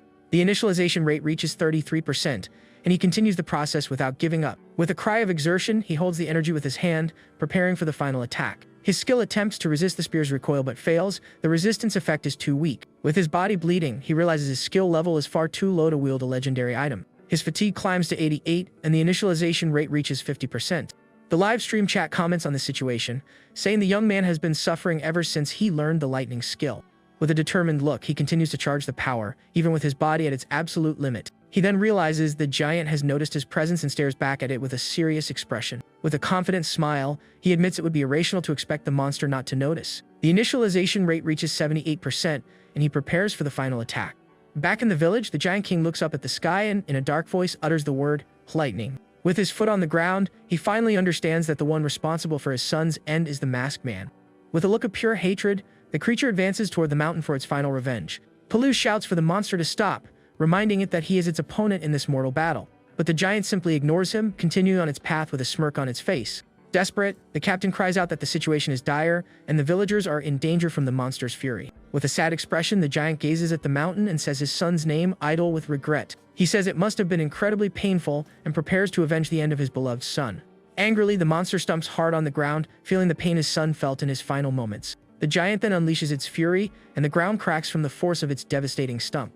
He then prepares for a powerful attack to finish off our hero once and for all. With red eyes and a battle cry, he vows to return all the pain his son endured. The spear's initialization rate reaches 88%, and the young man prepares for the attack. With a leap, the giant monster advances toward the mountain with all its fury and power. The masked man faces the monster, saying the probability of hitting or missing is 50-50. With a determined look, he tells it not to look away and prepares for the final throw. A memory arises, a man telling him not to look away, no matter what happens. The man teaches him that the spear throw begins from that point and not a moment before. He advises him to eliminate unnecessary thoughts, like trajectory or predicting the target's movement. The master tells him to disregard the spear's weight and form and to focus only on the throw itself. With a smile, the man praises him, asking why he is so different from other spearmen. He then reveals the reason is because he is the one and only Subaru Narukami. Back in the present, the initialization rate reaches 95%, and he continues. With his eye glowing, he wonders what he should do and remembers his master's words. The man reminds him he won't be throwing a normal spear, but one of pure power and lightning. With a smile, he says the answer is simple, he shouldn't throw it, but rather explode the power. With that, the giant advances, and the masked man prepares for the final attack with all his might. The live stream chat panics, telling him to hurry, because if he hesitates, he will surely be finished. With a determined look, he thinks he just needs a little more time for the attack. The monster then readies a powerful punch, but the lightning's energy begins to affect it. The creature writhes from the energy, and our hero continues to charge the spear's power. With a battle cry, the giant advances with its fist wreathed in flames for a devastating attack. The young man then prepares for a counterattack, and the lightning's energy completely envelops him. The initialization rate finally reaches 100%, and he is ready for the attack. With the spear in hand and a determined look, he prepares for the final blow on the creature. With a serious and focused expression, he says he has only one chance and he will end this for good. The masked man then charges forward, preparing to launch the powerful lightning spear at the giant. With a swift and precise motion, he hurls the weapon with all his strength and power. The spear soars through the air at incredible speed, striking the giant squarely in the chest. With his eyes glowing gold, our hero watches the result of his powerful attack. The spear explodes with devastating power, striking the monster's head in a decisive blow. The giant's body is enveloped by the golden energy and is completely disintegrated by the attack. The explosion is so powerful that a massive shockwave ripples across the entire battlefield. In its final moments, the giant creature groans in pain, staring at the explosion that consumes it. With a final breath, the monster is finally defeated, its body vanishing in the golden light. The live stream chat goes wild, the viewers in disbelief that he actually managed to hit the target. The system announces he has defeated the seed that swallowed the lightning and successfully passed stage 7. He levels up, gaining several stats, 5,000 achievement points, and a new legendary item.